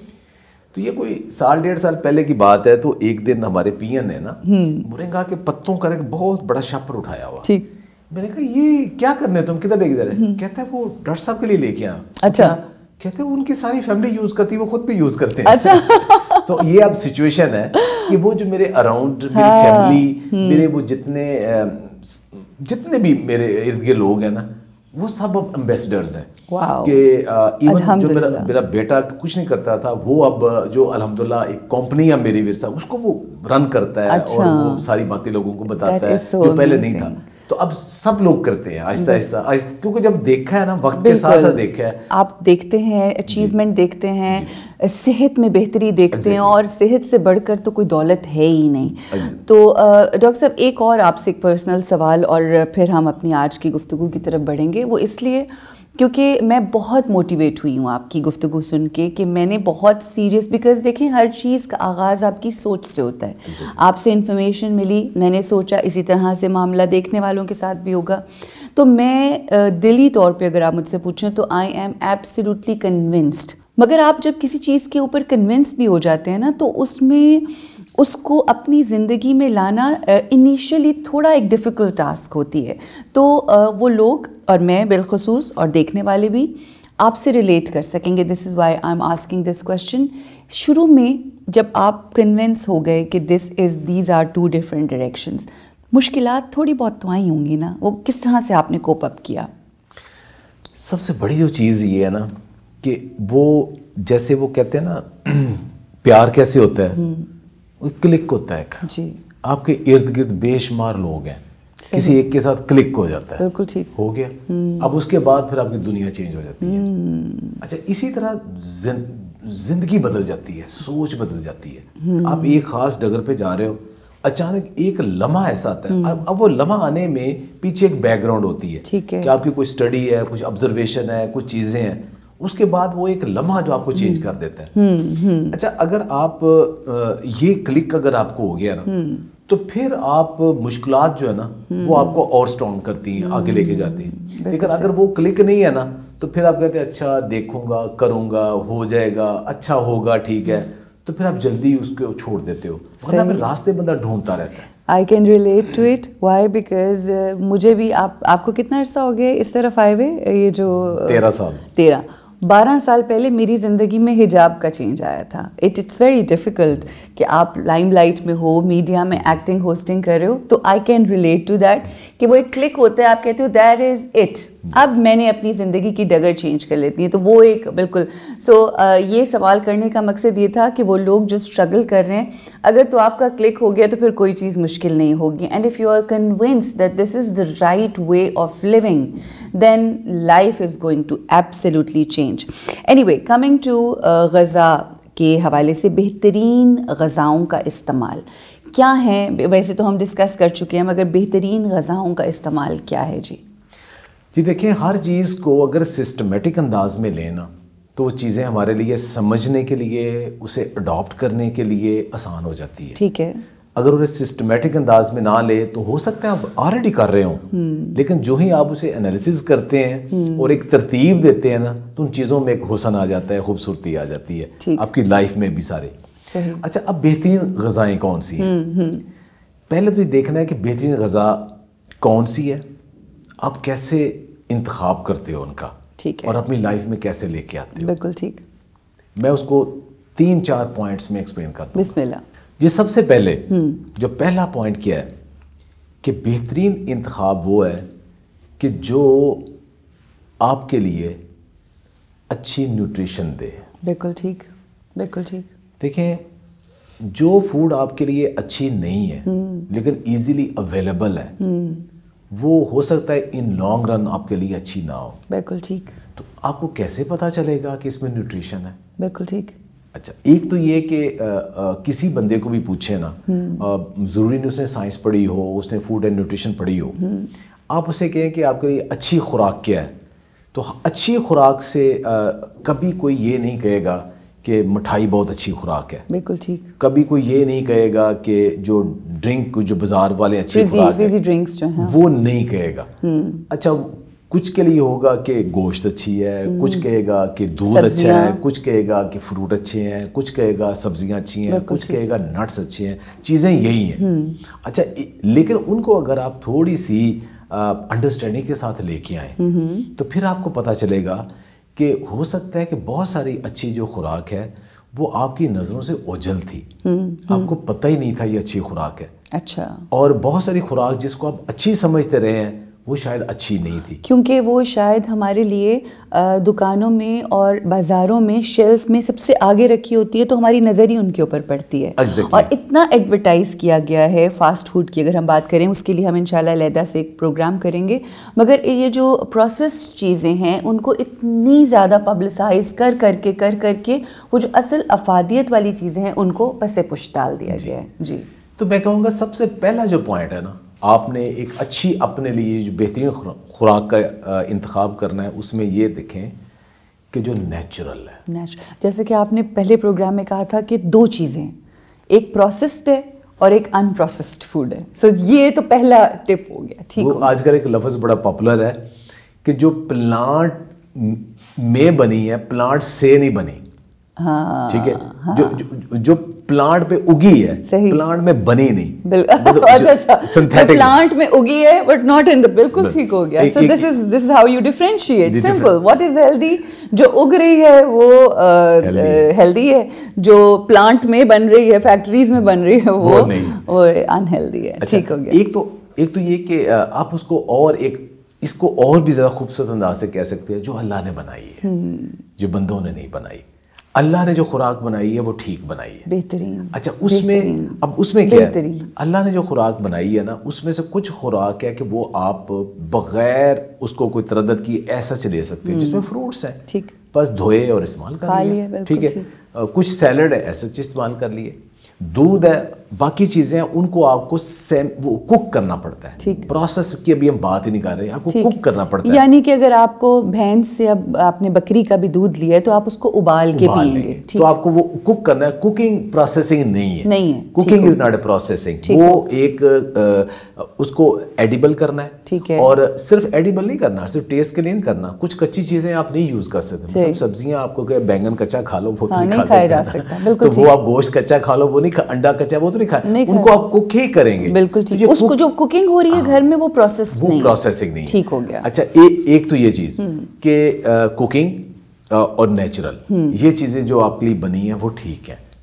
پہلی کی یہ ہے. بالکل ٹھیک. اور اس میں اور وہ بھی بہت خوبصورت آپ نے کہا کہ جو اللہ کی اگائی ہوئی ہیں یا اللہ کی بنائی ہوئی ہیں اور انسانوں کی بنائی ہوئی ہیں جو بیک ہو رہی ہیں اور وہ تمام چیزیں وہ ٹھیک نہیں ہیں. جی اچھا دوسری چیز یہ ہے کہ تھوڑی سی گنجائش ہے. آپ کو لگ نہیں رہا کہ جیسے میں آپ کا کوئی پیشنٹ سامنے بیٹھا ہوا ہے اور اسی طرح سے میں سمجھ رہی ہوں چیزوں کو. ہم ڈسکس کر رہے ہیں. ہاں what I'm trying to say is کہ میں آپ کو اس لیے بتا رہی ہوں، دیکھنے والوں کو بھی میں بارہا بتاؤں گی کہ بسرا صاحب ہمارے شوز ہمارے ساتھ 2 کیے، اور میں نے بالخصوص اپنی مینجمنٹ سے کہا کہ انہوں نے اتنی خوبصورت گفتگو کی ہے and I am so convinced, کیونکہ آنے والے دور میں ہم نے جوانی کی طرف نہیں جانا، ہمارا ڈاؤن ٹائم ہی ہے. تو ابھی سے اگر اس کے اوپر ہم بہتری سے سوچیں گے تو ہمارے جسم کے لیے، ہمارے ذہن کے لیے، ہمارے ہر لحاظ سے ہمارے لیے بہتر ہے. تو اسپیشل میری فرمائش پہ ڈاکٹر بسرا صاحب کو میں نے دوبارہ سے مدعو کیا، اس لیے آپ سے سننا چاہ رہے ہیں. جی تھینک یو. جی اچھا دوسری چیز یہ کہ تھوڑی سی گنجائش شامل ہے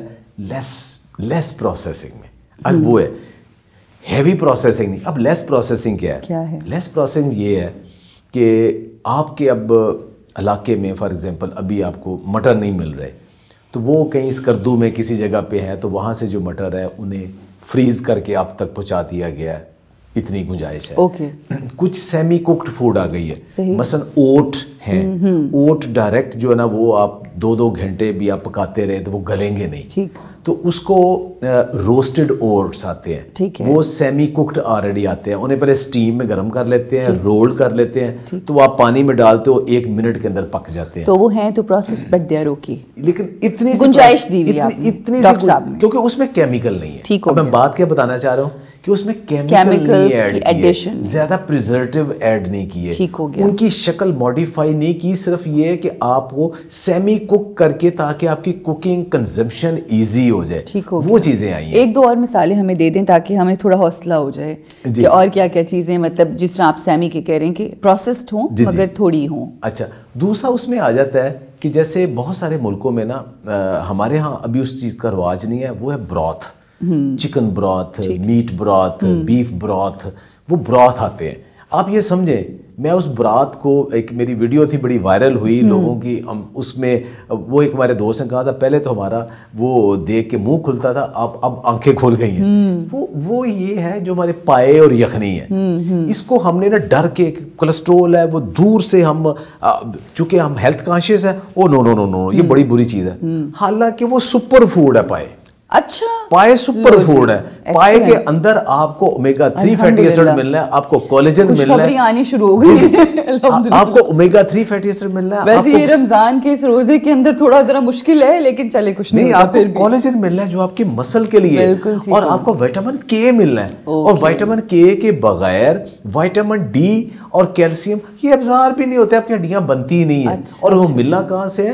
وہ پائے, جس کو اچھا دنیا اس کو کیا کرتی ہے, اس کو براث بناتی ہے, وہ سٹاک کہہ لیں, براث کہہ لیں, وہ بازار سے ملتے ہیں, وہ لائے سیدھے ہنڈیا میں پھینکے, ساتھ ویجیٹیبل باقی ڈالی, پکا لیا, ریڈی ٹو کوک. یہ سیمی کوکڈ ہے. اچھا ہم وہ ایک علیحدہ پروگرام کریں گے پائے کے اوپر, لیکن ہمارا مسئلہ پائے کا نہیں ہے, مسئلہ ساتھ پیالہ بھر کے کھانے کا, پیالہ بھر کے کھانے اور ساتھ 3-4 نان کھانے کا. پرابلم وہاں پہ آتا ہے. اگر اس کے ساتھ ہم سیلڈ سلیقے سے تھوڑے سے پیالی میں لے کے, جیسے الٹرنیٹیو ویسے نان کا کیا ہوگا, اچھا کوئی الٹرنیٹیو دے دینا ڈاکٹر صاحب. دیکھیں نان تھوڑا سا کھا لیں, لیکن اس کو بیلنس کرنے کے لیے آپ کو ساتھ سیلڈ چاہیے. اچھا سیلڈ اچھا کر لیں, پائے کے ساتھ سیلڈ کون کھائے؟ لیکن دیکھیں اچھا آپ ناشتے میں پائے کھا لیں, دوپہر میں آپ پھر سیلڈ کھا لیں, اس طرح کر لیں, کچھ تو بیلنس کر لیں, اور اس کی کوانٹٹی تھوڑی رہے. اچھا یہ چیزیں سیمی کوکڈ, جیسے اگر آپ یہ پائے جس کو براث تھوڑی سی شکل ڈیفرنٹ ہے تو وہ سیمی کوکڈ ہوتا ہے, فل کوکڈ ہوتا ہے, یہ آگے اس طرح کی چیزیں ٹھیک ہے. اوکے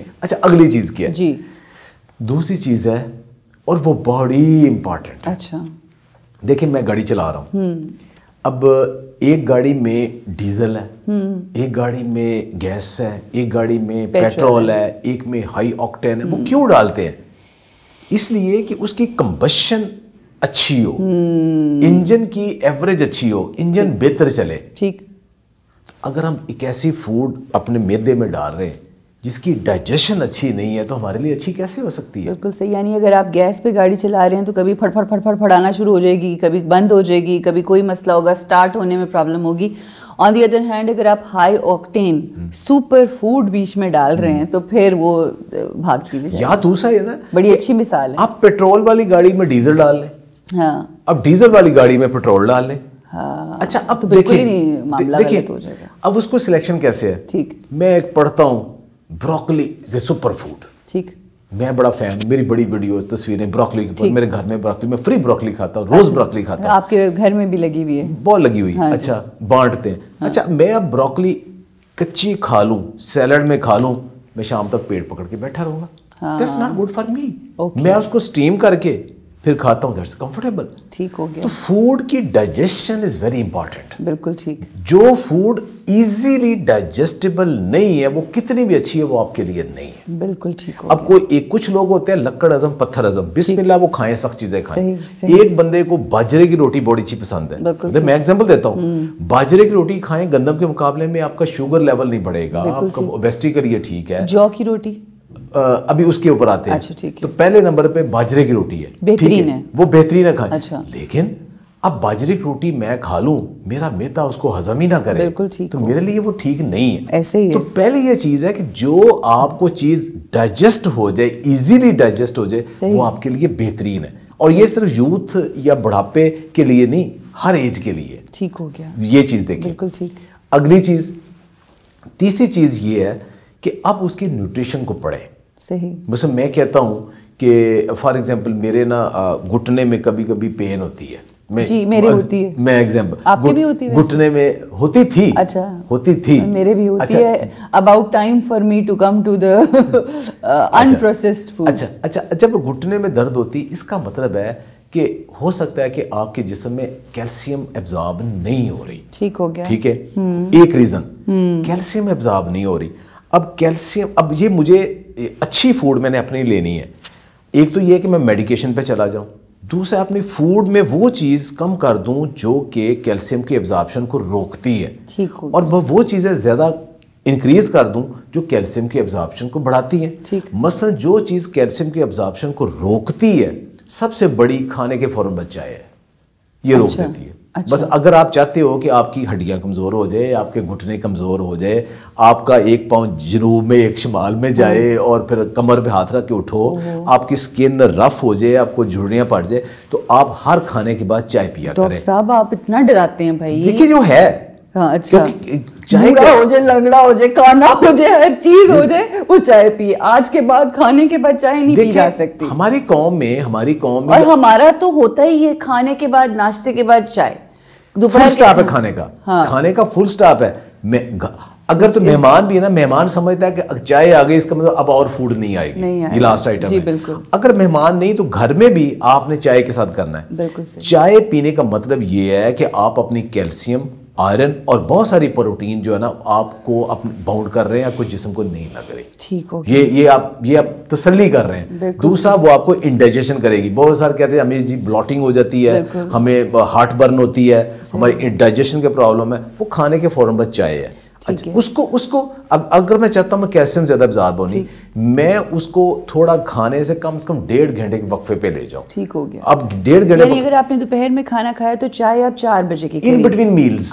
مطلب صبح ناشتہ کیا نا، اب یہ اس کے اوپر لوگوں کی مجھ سے لڑائی ہو جائے گی کہ ناشتے کے ساتھ بھی چائے نہیں پینی. نہیں پینی نا، نہیں پینی. سب سے اچھی فوڈ تو ناشتے میں کھائی، اس کے بچائے بس ناشتہ کرے، بھاگ جائے کام پہ. بالکل ٹھیک ہے. اور کام پہ جا، اور اگر صبح اٹھ کے لوگ کہیں کہ ہم اچھا ٹھیک ہے ڈاکٹر صاحب نے کہا کہ چائے نہیں پینی کھانے کے بعد، ہم ناشتہ ہی نہیں کرتے، ہم چائے پی لیتے ہیں، وہ ٹھیک ہے؟ وہ بھی ٹھیک، وہ چائے کے اوپر اللہ پروگرام کریں گے. اچھا ٹھیک ہو گیا. اچھا زبردست. پھر تو آپ کو روزانہ آنا چاہیے ہمارے شو کے اوپر. اچھا دوسرا یہ کہ اب دوسری چیز دیکھیے، میں ایک ایگزامپل دے رہا ہوں. اچھا تو آپ یہ کہہ رہے ہیں صبح اٹھ کے پراپر ناشتہ کریں اور چائے آپ 2 گھنٹے بعد آفس جا کے پیئیں. آئیڈیل ہے، وہ لازمی پیئیں. ٹھیک ہے. اینٹی آکسیڈنٹ ہے اس کے اندر، آپ کے جسم کو فریشنس لے گئی، کیفین آئے گی، ایکٹیو ہوں گے، چست ہوں گے، بہت اچھی چیز ہے. لیکن ان بٹوین میلز سر کچھ لوگ صبح اٹھتے ساتھ کہتے ہیں کہ میں بلیک کافی پیتا ہوں. نو بالکل نہیں. صبح اٹھتے ساتھ بلیک کافی ظلم ہے، خالی پیٹ پینا علیحدہ ظلم ہے. ایسیڈیٹی کا گورے شکار سارے تو پیتے نہیں، کوئی نہیں پیتا اب.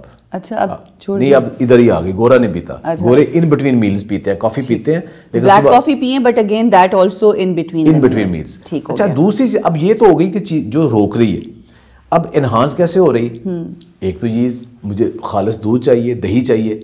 میرے لیے اس سے اچھی اللہ تعالیٰ نے کوئی فوڈ نہیں بنائی، میں اپنی ٹرائی کروں. دیکھیں اگر میں تو گاؤں میں رہتا ہوں یا ایک دیہاتی سے شہر میں رہتا ہوں جہاں میری ایکسیس ہے کہ جہاں مجھے خالص بھینس کا یا گائے کا یا بکری کا یا کیمل کا کوئی بھی مجھے خالص دودھ ملتا ہے، اس کو میں انشور کروں. بالکل ٹھیک. نہیں تو اس کے لیے ایفرٹ تو میں ضرور کروں، ایفرٹ ضرور کروں. بالکل ٹھیک ہے. دوسرا ہے کہ سورس آف کیلشیم کو مجھے پتا ہونا چاہیے کہ اگر دودھ خالص نہیں مل رہا تو کیلشیم کا سورس تو لوں، اگر کوئی نہیں مل رہا تو اسے سپلیمنٹ تو لوں. اچھا وہ بھی لے لیا. اب ایبزارب کرنے کے لیے وٹامن ڈی چاہیے. اب پوری قوم میں وٹامن D3 کی کمی، جس کو بھی ٹیسٹ کروا لو وٹامن ڈی کی کمی ہے. یہ کرونا میں سب لوگوں نے کرایا، سب کا کم ہے. اچھا اب وٹامن D3 ایسی چیز ہے جو فوڈ سے پورا ہوتا ہی نہیں ہے. اچھا نہ دھوپ سے پہلے وہ لینا ہی پڑتا ہے. اچھا وہ لے، لیکن وٹامن ڈی کے علاوہ وٹامن کے بھی چاہیے. اور وٹامن کے کہاں سے ملنا ہے؟ کلیجی سے، اچھا گوشت سے، خاص طور سے بیف سے، اور اس کے بعد پھر یہ جو ابھی پائے بتائے اس سے ملنا ہے. پھر یہ ابھی جو یہ پچھلے دنوں بہت بڑی بات ہوئی، یہ جو پتے ہیں، مولی کے پتے، شلجم کے پتے، پالک کے پتے، ان کے اندر وٹامن کے ہے. یہ آپ لیں گے جب بھی آپ سبزی پکاتے ہو، تھوڑے سے پتے ساتھ اس کے ڈال لیں. مثلا آپ شلجم پکانے ساتھ اس کے پتے ڈال لیں، ساتھ مولی کے پتے. کڑواہٹ تو نہیں آتی؟ یہ تو کوکنگ ہے نا. پھر آپ کو یہ بتانا ہے کہ یہ میرے لیے فائدہ مند ہے یہ. اچھا ڈاکٹر صاحب کچھ لوگ، میں بھی اکثر صبح اٹھتے ساتھ نیم گرم پانی پی کے تو دہی کا ایک پیالہ کھاتی ہوں early morning. Is that okay? دہی اللہ تعالیٰ نے ایک ایسی چیز بنائی ہے جو کسی ٹائم بھی کھایا جا سکتا ہے، رات کو سونے سے پہلے، کسی ٹائم بھی. ٹھیک ہو. آپ کو آدھی رات کو آنکھ کھلی ہے تب بھی کھانا چاہیے، تب بھی کھا لیں. اچھا صبح اٹھتے خالی پیٹ بھی کھا لیں، کھانے کے ساتھ کھا لیں، کھانے سے پہلے کھا لیں، درمیان میں کھا لیں. شاید واحد فوڈ ہے جو کسی ٹائم بھی کھائی جا سکتی. دودھ نہیں ایسی، دہی ہے. اچھا اس میں نا اب یہ ایک ہم نے ایگزامپل دی ہے. ٹھیک ہے. اب آپ اپنی باڈی کو دیکھیں کہ آپ کی باڈی میں کون سی چیز ہے جو کہ آپ کی مرضی سے نہیں ہو رہی. کیا ویٹ زیادہ ہو رہا ہے، کم ہو رہا ہے، آپ کی آئی سائٹ کا پرابلم ہو رہا ہے؟ ایک سوال ہے آن اے لائٹر نوٹ، ایسا نہیں ہو سکتا میں زیادہ سے زیادہ کھاؤں اور میرا ویٹ کم ہوتا چلا جائے؟ ہاں ایسے ہی ہوگا. ہاں لیکن کھاؤ، مولیاں کھاؤ، گاجریں کھاؤ. نو جی ویٹ بڑھتا بھی کھانے سے ہے، ویٹ کم بھی کھانے سے ہی ہوتا ہے. اچھا وہ کیسے؟ جو وہ مجھے میں سب سے زیادہ ویٹ بڑھتا ہے بھوکا رہنے سے, سب سے زیادہ ویٹ بڑھتا ہے ناشتہ نہ کرنے سے. اچھا ناشتہ تو میرا تو ناشتہ I am a breakfast person, I love it. اچھا تو کیسے یہ بتا دیں, اس کے اوپر علیحدہ پروگرام کرتے ہیں ویٹ کنٹرول کے. لو جی دوسرا پروگرام جو ہم نے سوچا ہوا تھا ویٹ کنٹرول کے, ویٹ مینجمنٹ کے اوپر انشاءاللہ. اچھا یہ ہم نے نا ایک ایگزامپل دی ہے کہ ہم نے دی ہے کہ میرے گھٹنے میں تھوڑا سا فیل ہوا ہے تو مجھے شاید میری کیلشیم کا ایشو ہے, تو مجھے اپنی فوڈ میں وہ چیزیں ایڈ کرنی ہے جو میرے لیے کیلشیم کا اضافہ باعث بنے, اور وہ روکنی ہے جو کیلشیم کو روکتی ہیں. اسی طرح آپ نے اپنی باڈی کو دیکھ کے یہ ڈیسائیڈ کرنا ہے. اچھا اس کے بعد پھر اور ایک اچھی فوڈ کیا ہے؟ اچھی فوڈ کا یہ ہے کہ آپ پھر نہ دیکھیں کہ کچھ فوڈ ایسی ہوتی ہیں کہ جو آپ کی بلڈ کی نا کیرینگ کیپیسٹی کو بڑھاتی ہیں. ٹھیک ہے, مثلاً یہ سب کو پتہ ہے کہ ہم سانس لیتے ہیں نا تو اس میں آکسیجن جو ہے نا وہ آئرن کے ساتھ بانڈ ہو جاتی ہے, ہیموگلوبن کے ساتھ بانڈ ہو جاتی ہے اور وہ پورے جسم میں جاتی ہے.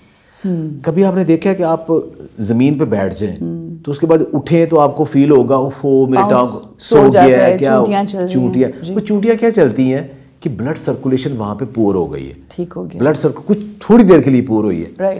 اچھا اب آپ کے پورے جسم میں بلڈ سرکولیشن پراپر نہیں جا رہی, تو آپ نے جو کھایا پیا ہے وہ جو فوڈ ڈائجسٹ ہوئی ہے وہ جا رہی ہے کہیں, تو اس کے لیے پھر آپ نے کیا کرنا ہے؟ صحیح, دو چیزیں جی, ایک تو ایکسرسائز ہے. ٹھیک ہے, جب آپ ایکسرسائز کرتے ہو نا اور ڈیپ بریتھ کرتے ہو آپ کے پھیپھڑے پورا کام کرتے ہیں, بلڈ سرکولیشن ہوتی ہے, ایک تو یہ ہے. ٹھیک. دوسرا کچھ فوڈ ایسی ہے جن کی آکسیجن کیرینگ کیپیسٹی بڑھاتے ہیں. صحیح. اچھا ان فوڈز میں کچھ ہم ایگزامپل لے لیتے ہیں. اس میں سے ایک فوڈ جو ہے نا ایپل ہے, ٹھیک ہے, پالک ہے, ٹھیک ہے. اس کے بعد یہ بیریز ہیں, جیسے آج کل اسٹرابیریز اب شروع ہو رہی ہیں, بلو بیریز, اسٹرابیریز, مالٹے کے اندر بھی صلاحیت ہے. لیکن حیران کن حد تک جو سب سے زیادہ یہ صلاحیت ہے وہ گرین ٹی میں ہے, جنجر کی ٹی میں ہے, جو سالن میں ڈالے والے اپنی جنجر ٹی میں ہے. اس کے بعد لونگ ٹی میں ہے, سینامن ٹی کے اندر ہے, ماچا ٹی کے اندر ہے, مورنگا کے اندر ہے. تو یہ چیزیں جو ہے نا یہ ٹاپ آف دی لسٹ ہے کہ اگر آپ یہ لیتے ہو نا تو آپ کی جو بلڈ کیرینگ کیپیسٹی وہ بڑھا دیتے. تو آپ دن میں ایک دفعہ ان فوڈ کو بھی, یہ کوئی میڈیسن نہیں ہے, یہ فوڈ ہے, آپ ان کو کوشش کریں کہ یا کسی چٹنی میں یا کسی سوس میں یا آپ کسی چائے میں ان کو دن میں ایک آدھ دفعہ لیں, وہ بھی بہتر ہو جائے گا. باقی اللہ آپ کو خوش رکھے, یہی فوڈ ہے اور کون سی فوڈ ہے. آمین, اللہ آپ کو خوش رکھے جو اتنے اچھے اچھے مشورے دیتے ہیں. اور ڈاکٹر صاحب آپ سے ایک وعدہ لینا ہے کہ بہت جلد آپ کو ہم دوبارہ مدعو کریں گے, اور آپ نے نا ساروں کا بھی بھلا ہو جائے گا, ایک ڈائٹ چارٹ آپ نے ہمیں دینا ہے. اس ڈائٹ چارٹ میں کہ زیادہ کھانے سے ہم لوز کیسے کر سکتے ہیں. This is what we are going to do. جی مجھے بہت انتظار رہے گا بہت جلد ڈاکٹر شہزاد بسرا صاحب کا کہ وہ جلد آئیں ہمارے شو پہ ایک دفعہ پھر, اور یقیناً آپ بھی جاننا چاہیں گے آپ سب لوگ کہ زیادہ کھا کے ہیلدی کھا کے کس طرح سے آپ وزن کم کر سکتے ہیں. بہرحال اس وقت ہمیں رکنا ہے, وقت محدود ہوتا ہے اور اب ہمیں جانا جی نہیں چاہ رہا, اور بہت سارے سوال ہیں, بٹ انشاءاللہ دوبارہ ملاقات ہوگی. رکیں گے ایک چھوٹے سے وقفے کے لیے, واپس آئیں گے, گفتگو کو آگے بڑھائیں گے. السلام علیکم ورحمۃ اللہ. رمضان علم ہے, رمضان علم ہے. بسم اللہ الرحمن الرحیم. Welcome back. خواتین و حضرات خوش آمدید کہتے ہیں آپ کو اس خصوصی ٹرانسمیشن میں جس کا نام ہے رمضان علم ہے. خواتین و حضرات خصوصی ٹرانسمیشن میں بہت ہی خصوصی مہمان جو آج کے ہمارے اس سیگمنٹ میں آئے ہیں, میں اگر یہ کہوں کہ وہ میرے بھی استاد ہیں, ون آف مائی مینٹورز. جب میں نے اپنے کریئر کا آغاز کیا تو ان کے ساتھ کیا, بہت کچھ سیکھا ان سے. میڈیا اگر انڈسٹری کی ہم بات کریں تو 30 سال کا ان کا ایکسپیرئنس ہے, مختلف چینلز کے لیے کام کیا انہوں نے. کنٹری ہیڈ ینگ ایشیا ٹیلی ویژن کے رہے, اس کے بعد regional general manager P T V world میں انہوں نے سرو کیا, ویکینڈ ورلڈ میں. اس کے ساتھ ساتھ you just name it and he has been there. آپ کو یاد ہوگا NTM ایک ہوا کرتا تھا نیٹ ورک جس میں بہترین قسم کی ٹرانسمیشن ہم دیکھتے تھے, اور اگر ہم یہ کہیں کہ بہت ریولوشنری وہ چینل تھا, اور اس میں بھی ان کو ہیڈ پوزیشن پہ کام کرنے کا موقع ملا. اور اگر ہم یہ کہیں کہ اس زمانے میں یہ ایک وہ ینگسٹرز میں سے تھے کہ جن کو اتنی بڑی پوزیشن ملی اور پھر جس خوبصورتی کے ساتھ انہوں نے اس فیلڈ کے اندر اس انڈسٹری کو فلرش کیا اور آگے لے کر بڑھے، وہ اپنی مثال آپ ہے. These days he has this honour کہ وہ کونسل جنرل ہیں سری لنکا کے، بہترین کام کر رہے ہیں. ہی از آئی وڈ سے پاکستان کا پرائڈ ہیں. ہمارے ساتھ ہیں یاسین جویا صاحب. السلام علیکم. وعلیکم السلام. کیسے ہیں یاسین صاحب؟ بہت شکریہ عروج for inviting me on your show. Pleasure is mine and I was a bit conscious as well کہ میرے استاد میرے سامنے آ رہے ہیں and you know you're one of those people جن سے ہم نے اتنا سیکھا ہے not only in this industry but as a human، جس طرح سے ہمارا وقت گزرتا تھا NTM میں اور وہ ساری چیزیں. So how have you been؟ کیسا یہ سفر ہے زندگی کا؟ اور الحمدللہ اللہ تعالیٰ کا بہت شکر ہے. میں نے اپنا کیریئر میڈیا سے شروع کیا. پاکستان کا پہلا پرائیویٹ چینل NTM تھا، اس کا میں پہلی جو ٹیم تھی مینجمنٹ ٹیم تھی اس کا میں حصہ تھا. الحمدللہ 7 years I served to NTM and become the general manager marketing اور ہیڈ کیا میں نے لاہور، گجرانوالہ، فیصل آباد، ملتان، بہاولپور، 5 اسٹیشنز کو. اس کے بعد پھر ینگ ایشیا ٹی وی کا لانچ ہوا، اس کو میں نے ایز اے کنٹری ہیڈ کیا جس میں آپ کے ساتھ بڑا کلوز ہوا and you are part of that project. اس میں آپ کی بہت بڑی کنٹریبیوشن تھی ہمارے ساتھ. اس کے بعد weekend world P T world میں 3 سال کے لیے جنرل مینیجر چلا گیا. Then I moved to WorldCall as a chief operating officer. Wow. Then I moved to Sun TV as a chief operating officer. Then I moved to TV1 as a chief operating officer. تو 18 سال 20 سال تو continuously میں نے سرو کیا. دین آئی decided اگر میں نے CEO ہونا ہے تو I have to start my own business. Then in 2008 I started my own project by the name of Asian media group. اس میں بھی میڈیا کے پروجیکٹس تھے، اس کے ساتھ ڈسٹریبیوشن کو میں نے ایڈ کیا، چینل کی ڈسٹریبیوشن تھی، ساتھ جو ہے وہ ایک ٹریڈنگ کا پروجیکٹ بھی شروع کیا. سہیل شیخ میرے ساتھ اس میں پارٹنر تھے اور وہ الحمدللہ آج بھی وہ پروجیکٹ جو ہے وہ رننگ میں. اٹس بین 12 ایئرز اینڈ ماشاء اللہ سے وہ سکسیزفلی ہم رن کر رہے ہیں. لاسٹ ایئر سے جو ہے I am honoured to be part with Sri Lankan government and they choose me as a only consul general for Punjab. یہ ایک بہت بڑی اسائنمنٹ، ایک بہت بڑا سری لنکن گورنمنٹ کا ٹرسٹ تھا کہ انہوں نے مجھے جو ہے وہ ہائیسٹ پورٹ فولیو میں پنجاب کے لیے جو نامنیٹ کیا. اچھا یاسین صاحب، ماشاء اللہ اتنا آپ کا ہیوی ڈیوٹی جسے کہتے ہیں نا، پورٹ فولیو، پروفائل. ہم تو یہ ایکسپیکٹ کر رہے تھے کہ آپ پی ٹی وی کے کوئی MD کی پوزیشن آپ کو ملے گی، بیکاز نو بڈی، آئی نو، میری جتنی نالج ہے، nobody deserve more than you do. Actually میں بھی جب مارکیٹ ایگزیکٹو NTM میں تھا تو میرا بھی ٹارگیٹ یہی تھا کہ one day I will become MD PTV، کیونکہ اس وقت جو ایک ہائیسٹ پورٹ فولیو تھا وہ MD PTV کا تھا.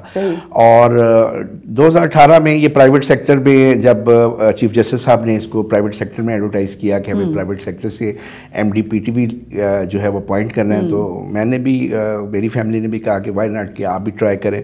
تو میں نے بھی اپلائی کیا. 86 کینڈیڈیٹس نے اکراس پاکستان کیا جو کہ ہائی فائی تھے سارے، اینڈ فارچونیٹلی جو ٹاپ 3 تھے I was one of them. لیکن انفارچونیٹلی کہہ لیں یا فارچونیٹلی مجھے یہ پورٹ فولیو آفر نہیں کیا گیا. اس کے ساتھ چیئرمین پیمرا کا بھی میں کینڈیڈیٹ تھا، اس کے لیے بھی میں نے ٹاپ 3 میں کوالیفائی کیا. اس کے لیے بھی فارچونیٹلی انفارچونیٹلی مجھے جو ہے وہ کنسیڈر نہیں کیا گیا، unfortunate for them I would say may be. اور پھر فارچونیٹلی ہے کہ مجھے سری لنکن گورنمنٹ کے ساتھ کلوز ایسوسیشن ہوگی، because young Asia T V کے ساتھ سری لنکن چینل کے ساتھ میں نے کام کیا تھا. تو اس وقت کے جو کانٹیکٹس تھے وہ سارے، کوئی ممبر پارلیمنٹ بنا ہوا تھا، کوئی منسٹر بنا ہوا تھا، کوئی MD ہے، تو ان لوگوں کے ساتھ کافی میری کلوز ایسوسیشن تھی. انہوں نے مجھے کہا کہ why not you join Sri Lanka as a only consul general for Punjab. Then I met to high commissioner. دین وہاں پہ کچھ میں نے اپنی پورٹ فولیو ان کو بتایا. جیسے ہی میں نے بتایا ودن 3 سے 6 منتھ انہوں نے کہا کہ امیڈیٹلی انہوں نے فوراً میری ریکمنڈیشن جو ہے وہ پریزیڈنٹ گوتابے راجپاکشے آنریبل پریزیڈنٹ ہیں سری لنکا کے، ان کو بھیجی اور ودن 4 to 5 months میری اپروول آ گئی. اور یہ جو پورٹ فولیو ہے اس میں دونوں کنٹری کی کنسنٹ چاہیے ہوتی ہے. سری لنکن گورنمنٹ کی بھی اس میں اپروول چاہیے ہوتی ہے. سیکرٹری فارن افیئرز ہے، فارن منسٹر ہے، प्राइम मिनिस्टर है, प्रेसिडेंट है, इसी सेम वो प्रोसीजर पाकिस्तान गवर्नमेंट का भी चाहिए होता है, फॉरेन कौंसल जनरल, जिसमें हमारे जो फॉरेन सेक्रेटरी हैं, फॉरेन मिनिस्टर हैं शामत कुरैशी साहब, ऑनरेबल प्राइम मिनिस्टर हैं और प्रेसिडेंट आरिफ अलवी साहब के सिग्नेचर के बाद आपको ये पोर्टफोलियो मिलते हैं, इसलिए इसको जो है वो इम्यूनिटी हासिल होती है 1962 वियना कन्वेंशन की। माशाल्लाह माशाल्लाह, that's such a great honour. अच्छा, अब हम थोड़ा सा ज़रा, ये तो माशाल्लाह आपकी वो तमाम अचीवमेंट्स हैं जो दुनिया ने भी देखी, आप भी जानते हैं, हम सब देखते हैं, and you know we feel so proud to have you as a part, as a resident of Pakistan. मगर हम चले जाते हैं आपकी पर्सनल लाइफ की तरफ, थोड़ा पीछे चले जाएं। हमने देखा कि आपके वालिदैन जो हैं वो टीचर्स थे और बहुत मेहनत मजदूरी और हक हलाल की कमाई के साथ उन्होंने 6 बच्चे, if I am not wrong, 6 से, और मुझे उन्होंने अब्रॉड भेजा MBA करने के लिए। सही, तो इतनी मेहनत करने के बाद जब, अच्छा ये एक चीज़ हमने देखी है कि जो बहुत मेहनत मजदूरी करके अपने बच्चों को पालते हैं ना, उनके बच्चे जो हैं वो चमकते हैं नगीनों की तरह। तो आप मुझे बताइए कि क्या ऐसी चीज़ थी? एक तो ये कि why not teaching, Y MBA, और इस फील्ड में क्यों आए, और फिर माशाल्लाह जो ये सक्सेस है, हाउ डिड दे फील? जब देखिए पेरेंट्स के लिए इससे बड़ी और प्राइड क्या थी जब मैं MBA करके आया, और आपने कहा बड़े लिमिटेड सोर्सेज में आपने अपने बेटे को अब्रॉड भेजा और फॉरेन स्टडी कराई। जब मैं वापस आया तो मेरी कुछ फैमिली के मेंबर ने कहा कि आप वापस क्यों आए, आपको अमेरिका चले जाने चाहिए था, आपको यूरोप चले जाना था, आपने बाहर से डिग्री लिया है, वाई पाकिस्तान? तो मैंने उन्हें कहा कि मुझे थोड़ा सा यहाँ पे स्पेस तो दे, मुझे काम तो करने दे, बिकॉज डिग्री है या ये सारा पैशन के ऊपर होता है, और अल्लाह की लक भी इसमें होती है। तो मैंने जब वापस आया तो मेरे पास 3 ऑप्शन थे। एक 2 मुझे प्राइवेट कंपनी का था ऑप्शन के, वो ज्वाइन करूं, एक NTM लॉन्च हो रहा था, और बहुत सारी ऑप्शंस थी, नॉट ओनली NTM के साथ साथ और भी बहुत सारी थी। लेकिन why I opted for NTM because I knew, मैंने फोरसीन किया कि एक टाइम आएगा कि मीडिया एक बहुत बड़ा स्टेट का पिलर होगा, और वो चीज़ प्रूफ हुई कि अब जिस तरीके से आप देख रहे हैं कि मीडिया की इंपॉर्टेंस आप लोगों को बेहतर पता है कि इस वक्त क्या है। दूसरा ये है कि जब आप एक बैकग्राउंड से आते हैं जहाँ पे आपको पता है कि आपके पेरेंट्स ने बहुत स्ट्रगल करके है, तो आपके ऊपर एक ऑब्लिगेशन भी और रिस्पॉन्सिबिलिटी भी बहुत ज़्यादा होती है कि आपने डिलीवर करना है। और एक टाइम आया था कि जब मैं अपने पीक कैरियर में था तो मेरी पूरी फैमिली में कोई अनएम्प्लॉयमेंट नहीं था, पूरे खानदान का जो ग्रेजुएट था कोई था उसको मैंने अकोमोडेट किया, यानी कि सिंगल हैंडेड मैंने पूरी फैमिली को जो है वो टेक ऑफ करवाया, अपलिफ्ट किया। उसके बाद जो है वो आपका फिर अपना पैशन होता है कि आप अपने कैरियर में कितने सिंसियर हैं और आपने अपने टारगेट कैसे सेट किए। जब मैं वर्ल्ड कॉल में था, चीफ ऑपरेटिंग ऑफिसर था, हाईएस्ट पोर्टफोलियो था सलमान तसीर साहब के साथ, और बहुत बड़ी कंपनी को मैं हेड कर रहा था। जब मैंने उनको रिजाइन किया तो उन्होंने पूछा why, because you are getting very high package, 3-4 गाड़ियां हैं, इंटरनेशनल ट्रेवल ही है, व्हाई यू आर लिविंग? तो मैंने कहा सर मैंने सारी जिंदगी CEO तो नहीं रहना, CEO भी तो होना है, तो फॉर दैट मैटर मुझे I have to take decision. तो फिर उन्होंने मेरा रेजिग्नेशन एक्सेप्ट किया, वरना 7 साल मैंने NTM को सर्व किया, 4 कंपनियों को मैंने हेड किया, देयर वर मोर देन 1200 का मेरे नीचे स्टाफ था, देयर आर 68 मैनेजर्स थे, पूरे पाकिस्तान के ऑपरेशंस देख रहा था, और उसको रिज़ाइन करके अपना काम शुरू करना बहुत बड़ा इनिशिएटिव था।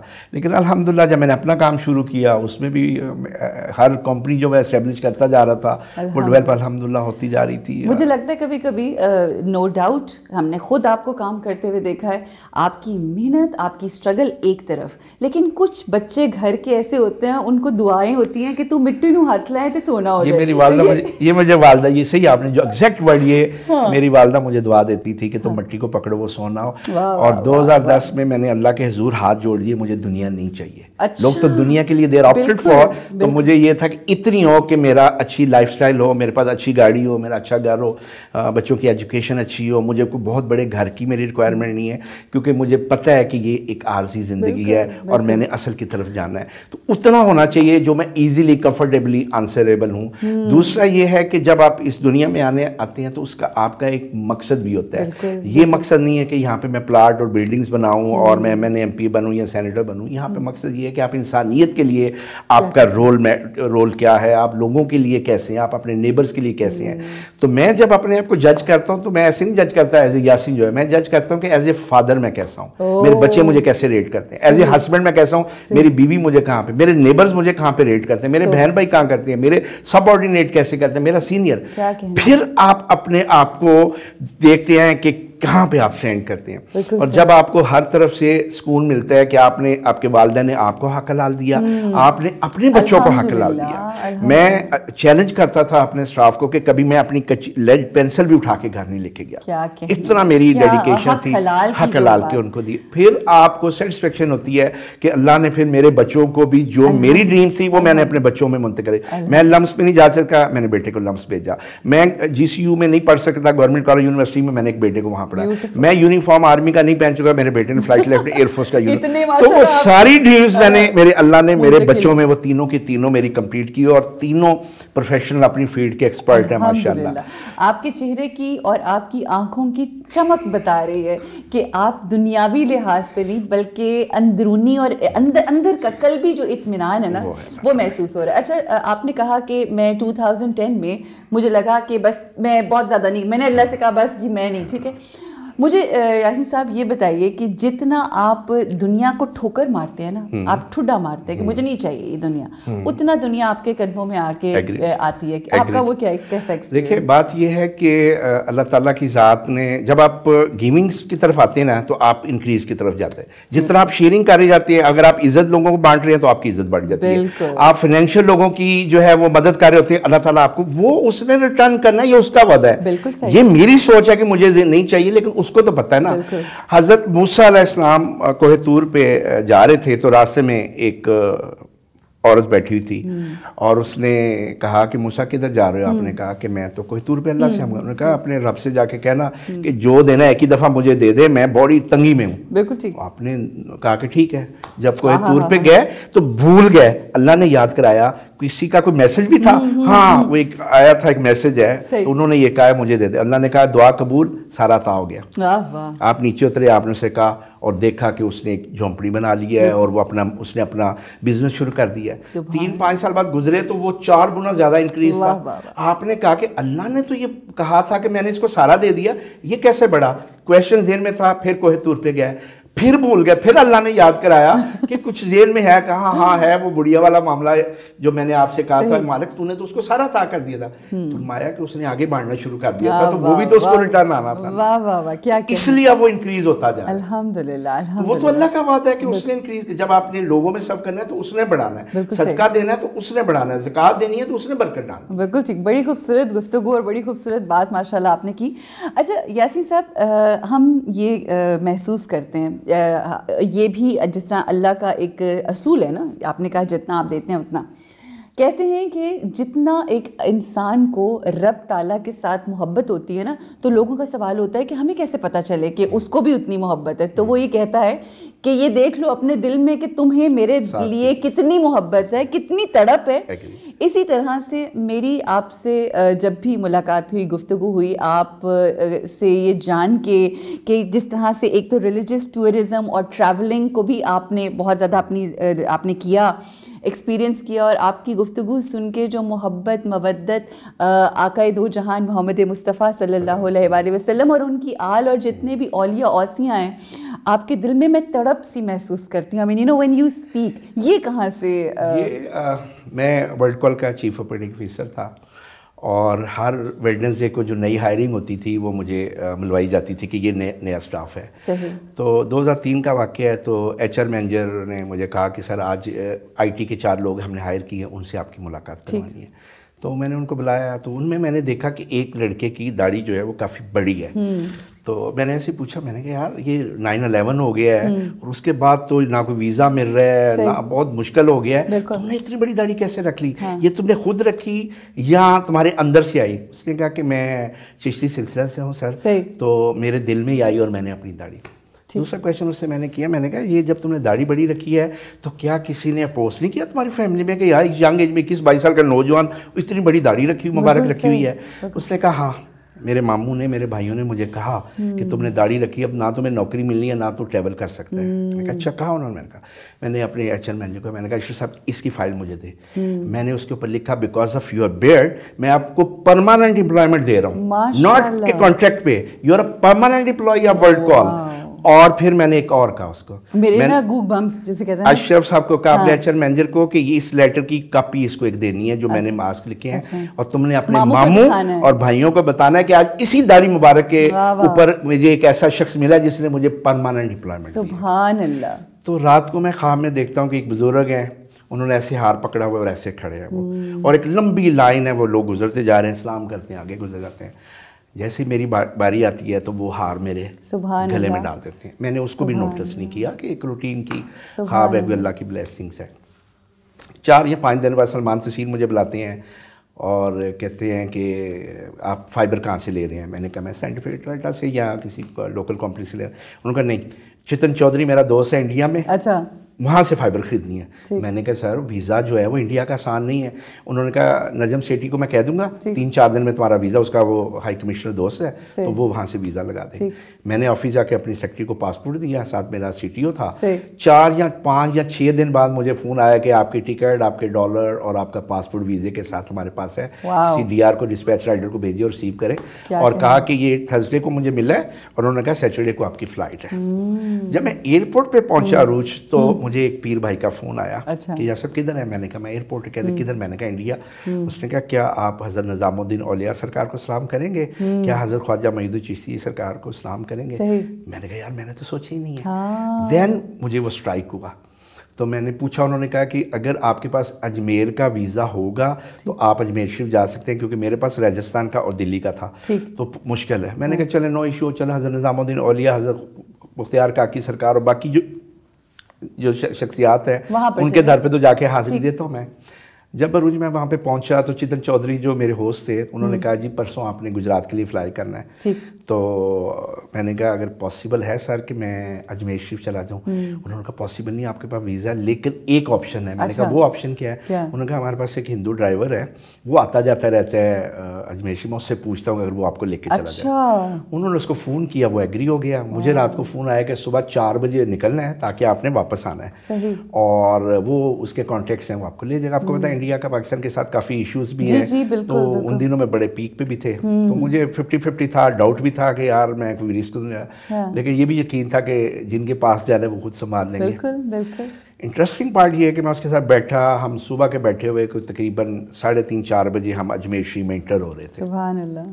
جب ہم سرکار کے دربار کے بازار میں انٹر ہوئے تو ایک شخص تھا, وہ ہوٹل کے باہر کھڑا تھا, مجاور جو ان کا, اس نے ایسے اشارہ کیا تو مجھے ڈرائیور نے پوچھا کہ سر وہ کہہ رہا ہے کہ ادھر چلے تو لگا دوں. میں نے کہا لگا دو. وہ پارکنگ تھی, ہم نے گاڑی لگا دی. گاڑی لگانے کے بعد ہم اترے تو اس نے کہا آپ زیارت کے لیے آئے ہیں؟ ہم نے کہا سرکار کو زیارت. انہوں نے کہا آپ ساتھ میرے آ جائیں. اب میرا کانفیڈنس اور بلڈ ہو گیا کہ بھائی آپ تو مجاور ہے, اس نے وہ پہنے ہوئے ہیں, ٹوپی شوپی پہنی ہوئی ہے. میں نے کہا یہ تو اور اچھا ہو گیا. اب بجائے کہ میں تھوڑا سا کانشیس ہوتا, میں ذرا ایزی ہو گیا. وہ پوچھ رہا ہے آپ کہاں سے آئے ہیں, میں نے بتایا لاہور سے آئے ہیں. ساری باتیں کرتے کرتے ہم سرکار کے وہ مین گیٹ پہ پہنچ گئے. اس نے کہا آپ نے وضو کرنا ہے؟ میں نے کہا ہاں. اس نے کہا آپ وضو کر لیں. وضو کر لیا. اس نے کہا آپ نے چادر وغیرہ پھول وغیرہ لینے؟ میں نے کہا وہاں پہ وہ چنگیر ملتے ہیں, پھول اس کے چادر ہوتی ہے سر پہ رکھ کے. ہم نے وہ لے لی, میں نے سر پہ رکھ لی. دا مومنٹ دربار کے ہم اندر گئے ہیں تو وہ قبر مبارک کے اندر کی طرف چلا گیا. میں نے جیسے اس کو ٹوکری پکڑائی ہے, اس نے ایک چادر میرے گلے میں ڈال لی, اور میری جو ہے وہ گریہ زاری شروع ہو گئی. اچھا عجیب میری کیفیت کہ یہ کیا معاملہ ہے, میں تو ڈرا ہوا تھا اور یہ تو مجھے چادر پہنا رہے ہیں. پھر اس نے مجھے کہا کہ باقی کافی رائج تھا, اس نے کہا کہ یہ سامنے جو محراب ہے آپ ادھر کھڑے ہو کے سرکار کو سلام کر لیں قدم وار کی طرف. میں وہاں پہ کھڑا ہو گیا, باقی لوگ آگے نکلتے جا رہے تھے. تھوڑی دیر بعد مجھے نہیں پتا کہ اس کے ذہن میں کیا آیا, اس نے مجھے کہا کہ ایسے اشارہ کہ سر ادھر آئیے گا. ادھر لے کے سرکار کے قدم مبارک کی طرف لے گیا. وہاں پہ ایک کھڑکی تھی, اس نے لاک کھولا اور مجھے کہا کہ اوریجنل وہ اوپن ہے قبر مبارک. انہوں نے کہا آپ ادھر سلام کریں. جب میں نے ادھر سلام کی عروج تو مجھے وہ خواب یاد آئی. سبحان اللہ. ادھر اندر خواب یاد آئی کہ یہ چشتی سلسلے کا ایک مرید تھا جو میں نے ایکٹ کیا ہے, سرکار کو یہ قبول ہوا ہے. انہوں نے ادھر سے ودن 12 دن بعد میں ان کے قدموں میں تھا. سبحان اللہ, سبحان اللہ.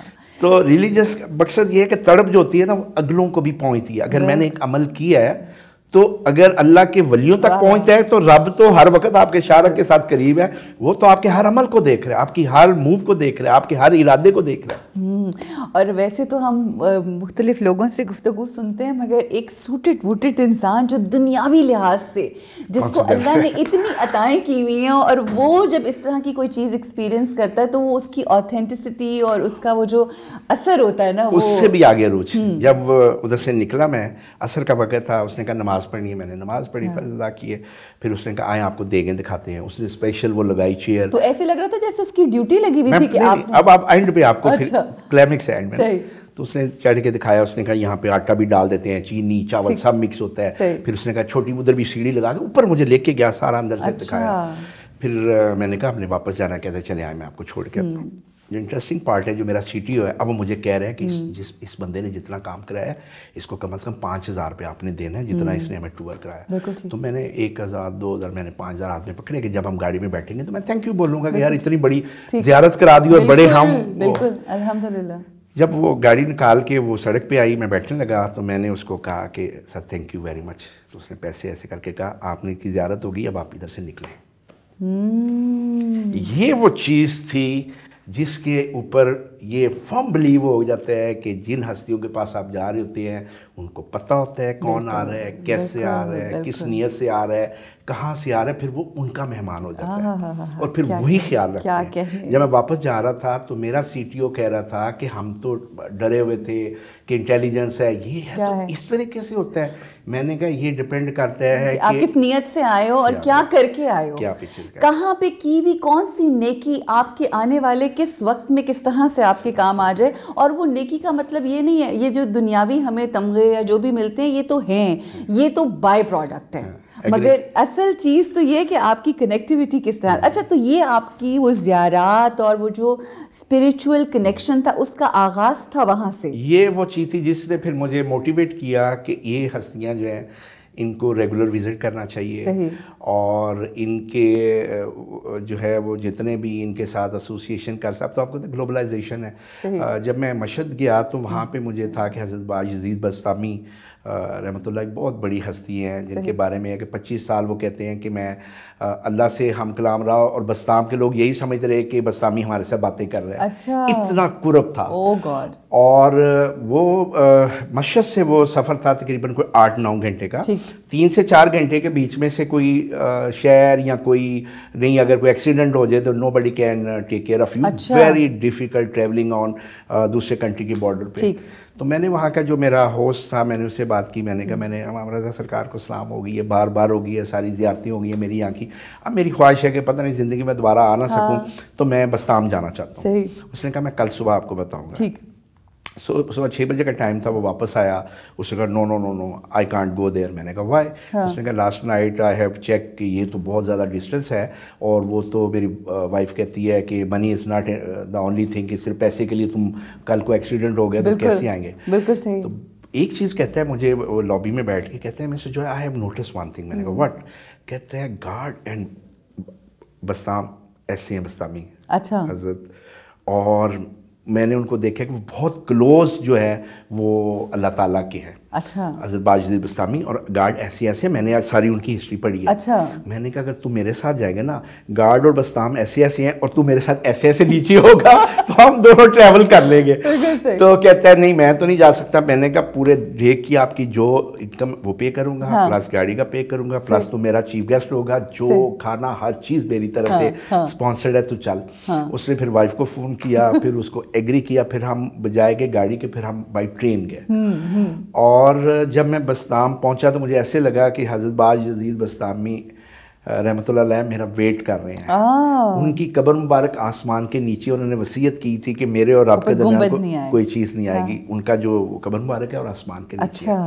دوسرا جو ان کا ایک اور مجھے میری لسٹ یہی تھا کہ ان کا جو مین ڈور ہے اس کے اوپر ایسے ایک چین لگی ہوئی ہے. چین کے اوپر ان کے ہاتھ کا رکھا ہوا قرآن شریف ہے. جس نے بھی انٹر ہونا ہے اس نے جھک کے ان کے دربار پہ جانا ہے. وقت کا بادشاہ بھی جائے گا تو وہ بھی جھک کے ان چین کے نیچے سے جائے گا. اور پھر ان کے بارے میں جو ہے وہ اگر آپ تھوڑی سی ان کے بارے میں پڑھیں تو آپ کو یقین نہیں آتا کہ یہ ہستیاں نے اپنی پوری لائف جو ہے وہ اللہ کی رضا کے لیے اور قربت میں اور آل کی محبت میں جو ہے وہ گزار دی ہے. اس طرح مختلف جگہ پہ میں گیا ہوں، جن بھی ہستیوں کے پاس گیا ہوں تو مجھے وہاں پہ ڈیفرنٹ ایکسپیرینس ہوا ہے. اس لیے میری جو ایفیلیشن ہے لائک میں اگر گیا ہوں حضرت شرف الدین بصیری جو مولایا صلی والے قصیدہ بردشری والے، تو اس وقت ڈور کلوز تھا، تو ہم نے کہا یار یہ ہم اتنی دور پہنچ گیا، دروازہ بند ہے. تو ہم نے ایسے ہی دروازہ نوک کیا، اندر سے کسی نے پوچھا، ہم نے کہا ہم آئے ہیں، دروازہ کھول دیا. اور ایک یہ ہوا کہ سرکار اور ہم اکیلے صرف ان کے دربار پہ صرف میں اور میرا بیٹا جو ہے وہ ہم اکیلے بیٹھے ہوئے ہیں. تو ان کو بھی پتہ ہے کہ یہ کس نیت سے آئے ہیں. جو شروع میں نے کہی نا کہ تڑپ جتنی آپ کے دل میں ہے ادھر سے بھی اسی طرح سے ویلکم ہوتا ہے. یاسین جویا صاحب ماشاءاللہ یہ والا جو ویسے تو دنیاوی لحاظ سے بہت سارے لوگوں نے آپ سے بہت سی باتیں کی ہوں گی، مگر آج آپ کی زندگی کے اس رخ کو اور اس طریقے اس زاویے سے دیکھ کے یقین کیجئے اتنا لطف آ رہا ہے. اور مجھے اس بات کا یقین ہے کہ there is a lot more جو شاید اس انٹرویو میں ہم نہ کر سکیں. یہ تو بھی ہم 5% آف دا ٹوٹل کی بات ہوئی ہے. ایکچولی دیکھیں بات یہ ہے کہ میرے آ جانے کا مقصد بھی یہ تھا کہ آپ کا جو ٹائٹل پروگرام تھا یہ انسپائرنگ تھا. پھر مجھے آپ کا چام تھا کہ عروج ناصر جو ہے وہ اس کو ہوسٹ کر رہی ہیں، اور آپ کے اوپر بھی جیسے آپ مجھے دیکھ رہی ہیں میں بھی آپ کو ایسے ہی دیکھتا ہوں کہ اللہ تعالیٰ کی آپ کے اوپر بھی بہت بلیسنگ ہے. اس کی ریزن یہ ہے کہ جب میں آپ کی ٹرانسمیشن دیکھتا تھا، جب ان ہستیوں کا ذکر آتا ہے تو آپ کے چہرے سے بھی پتہ چل جاتا ہے انسان کو کہ آپ کی ایفیلیشن کیسی ہے اور آپ کی نسبت کیسی ہے. آخرت میں جو کام آنی ہے وہ ہماری نسبتیں آنی ہیں.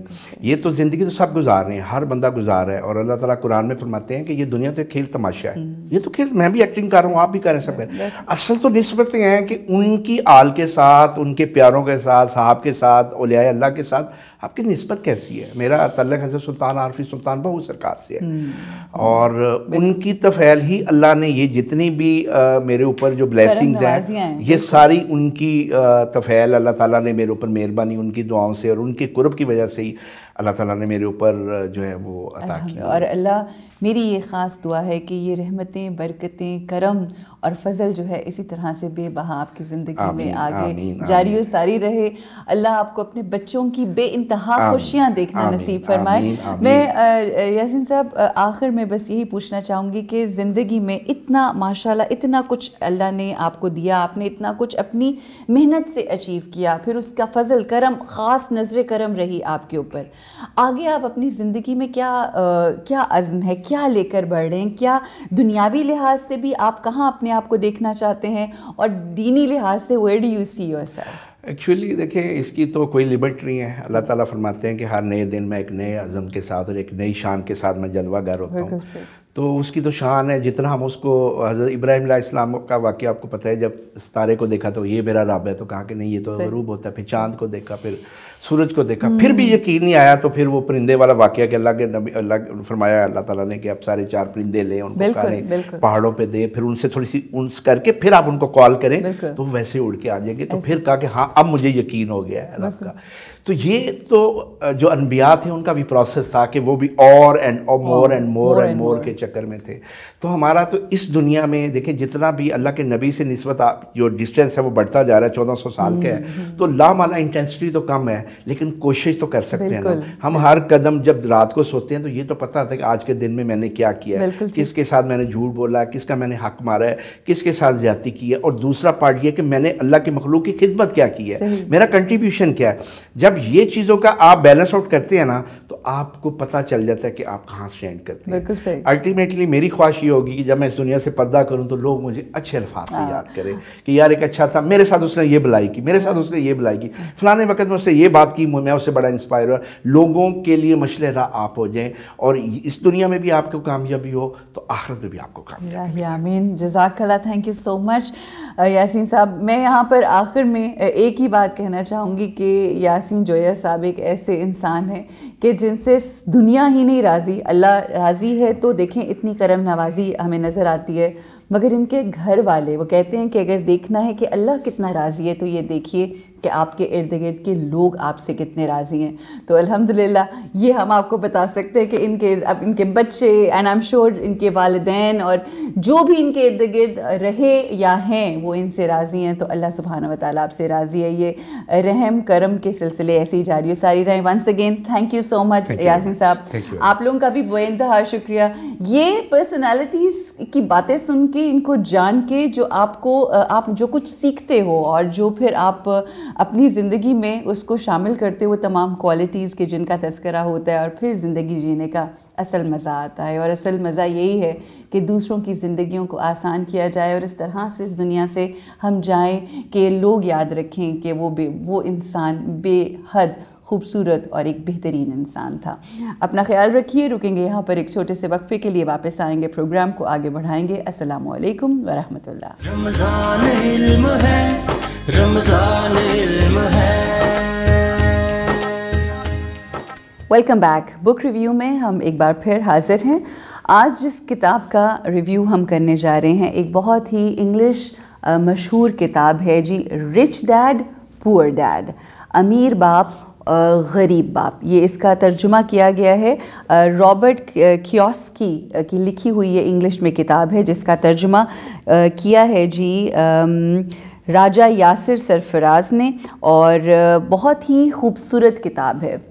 اس کتاب کے اندر زندگی کی ریالٹی کے حوالے سے گفتگو کی گئی ہے. اس میں بالخصوص بتایا گیا ہے کہ ہر معاشرے کے اندر امیری اور غریبی ہوتی ہے. ہمارے ہاں بچوں کو بچپن سے یہ بات بارہا بتائی جاتی ہے کہ تم پڑھو گے, لکھو گے, اچھے مارکس لو گے, زیادہ تعلیم حاصل کرو گے تو اچھی نوکری ہوگی, اچھی نوکری پہ جب لگ جاؤ گے تو پھر ہی تمہارے پاس جو ہے وہ زیادہ سارے پیسے دولت آئیں گے اور تم ایک بہترین زندگی گزار سکو گے. رابرٹ کہتا ہے کہ لوگ بچپن سے ہی آمدنی کے بارے میں تو جاننے کی کوشش کرتے ہیں, مگر آمدنی کو بڑھانا کیسے ہے اس کے بارے میں نہیں سوچتے. اس کے نتیجے میں وہ دولت کمانے کے لیے کام تو کرنا سیکھ لیتے ہیں, لیکن یہ کبھی نہیں سیکھ پاتے کہ دولت ان کے لیے کیسے کام کرے گی. دولت ان کے لیے کیسے کام کرے گی, اگر یہ جاننا ہے تو اس کتاب کو پڑھنا بہت ضروری ہے. اور میں ہمیشہ یہ بات کہتی ہوں کہ یہ بات جو سکھانے والے ہوتے ہیں وہ والدین ہوتے ہیں. والدین کے لیے بہت ضروری ہے جو اپنے بچوں کی پرورش کر رہے ہیں کہ ان کو یہ سکھایا جائے کہ دولت ان کے لیے کیسے کام کرے گی. تو اس کے لیے آپ جب یہ کتاب پڑھیں گے تو آپ کے لیے بہت آسان ہو جائے گا اس کو اپنے بچوں تک منتقل کرنا. صرف پیسہ کمانا ہی سب کچھ نہیں ہے, مگر کس طرح سے کن اخلاقی اقدار کو اپنے ذہن میں رکھتے ہوئے پیسہ کمانا ہے, اور کس طرح سے اس کو پیسے کو کما کے پھر بھی لوگوں میں بانٹنا ہے. یہ آپ ضرور اپنے بچوں کو سکھائیے. پیسہ تو ایک مثال دی جاتی ہے, پیسہ تو ہر کوئی کما لیتا ہے اور بڑا آسان طریقے سے بھی کما سکتا ہے, مگر کس ذریعے سے آپ کما رہے ہیں یہ جاننا بے انتہا ضروری ہے. ضرور پڑھیے گا یہ کتاب. ویسے تو یہ انگلش میں بھی ملتی ہے, مگر اگر آپ اردو سے محبت رکھتے ہیں تو اس کے لیے امیر باپ غریب باپ یہ ایک بہترین کتاب ہے. اس کو ضرور پڑھیے اور اپنی زندگیوں میں بہترین باپ بننے کی کوشش کیجیے. اب آپ سے وقت ہو گیا اجازت لینے کا. بے انتہا شکریہ اس پروگرام کو دیکھنے کا, اس کو سراہنے کا. بہت خوبصورت کامنٹس آپ روزانہ ہمارے ویڈیوز کے نیچے دیتے ہیں, لائیو سیشن میں جو آپ دیکھتے ہیں اس کے لیے بے انتہا شکریہ. اپنا خیال رکھیے. انشاءاللہ کل پھر ملاقات ہوگی. السلام علیکم ورحمۃ اللہ وبرکاتہ.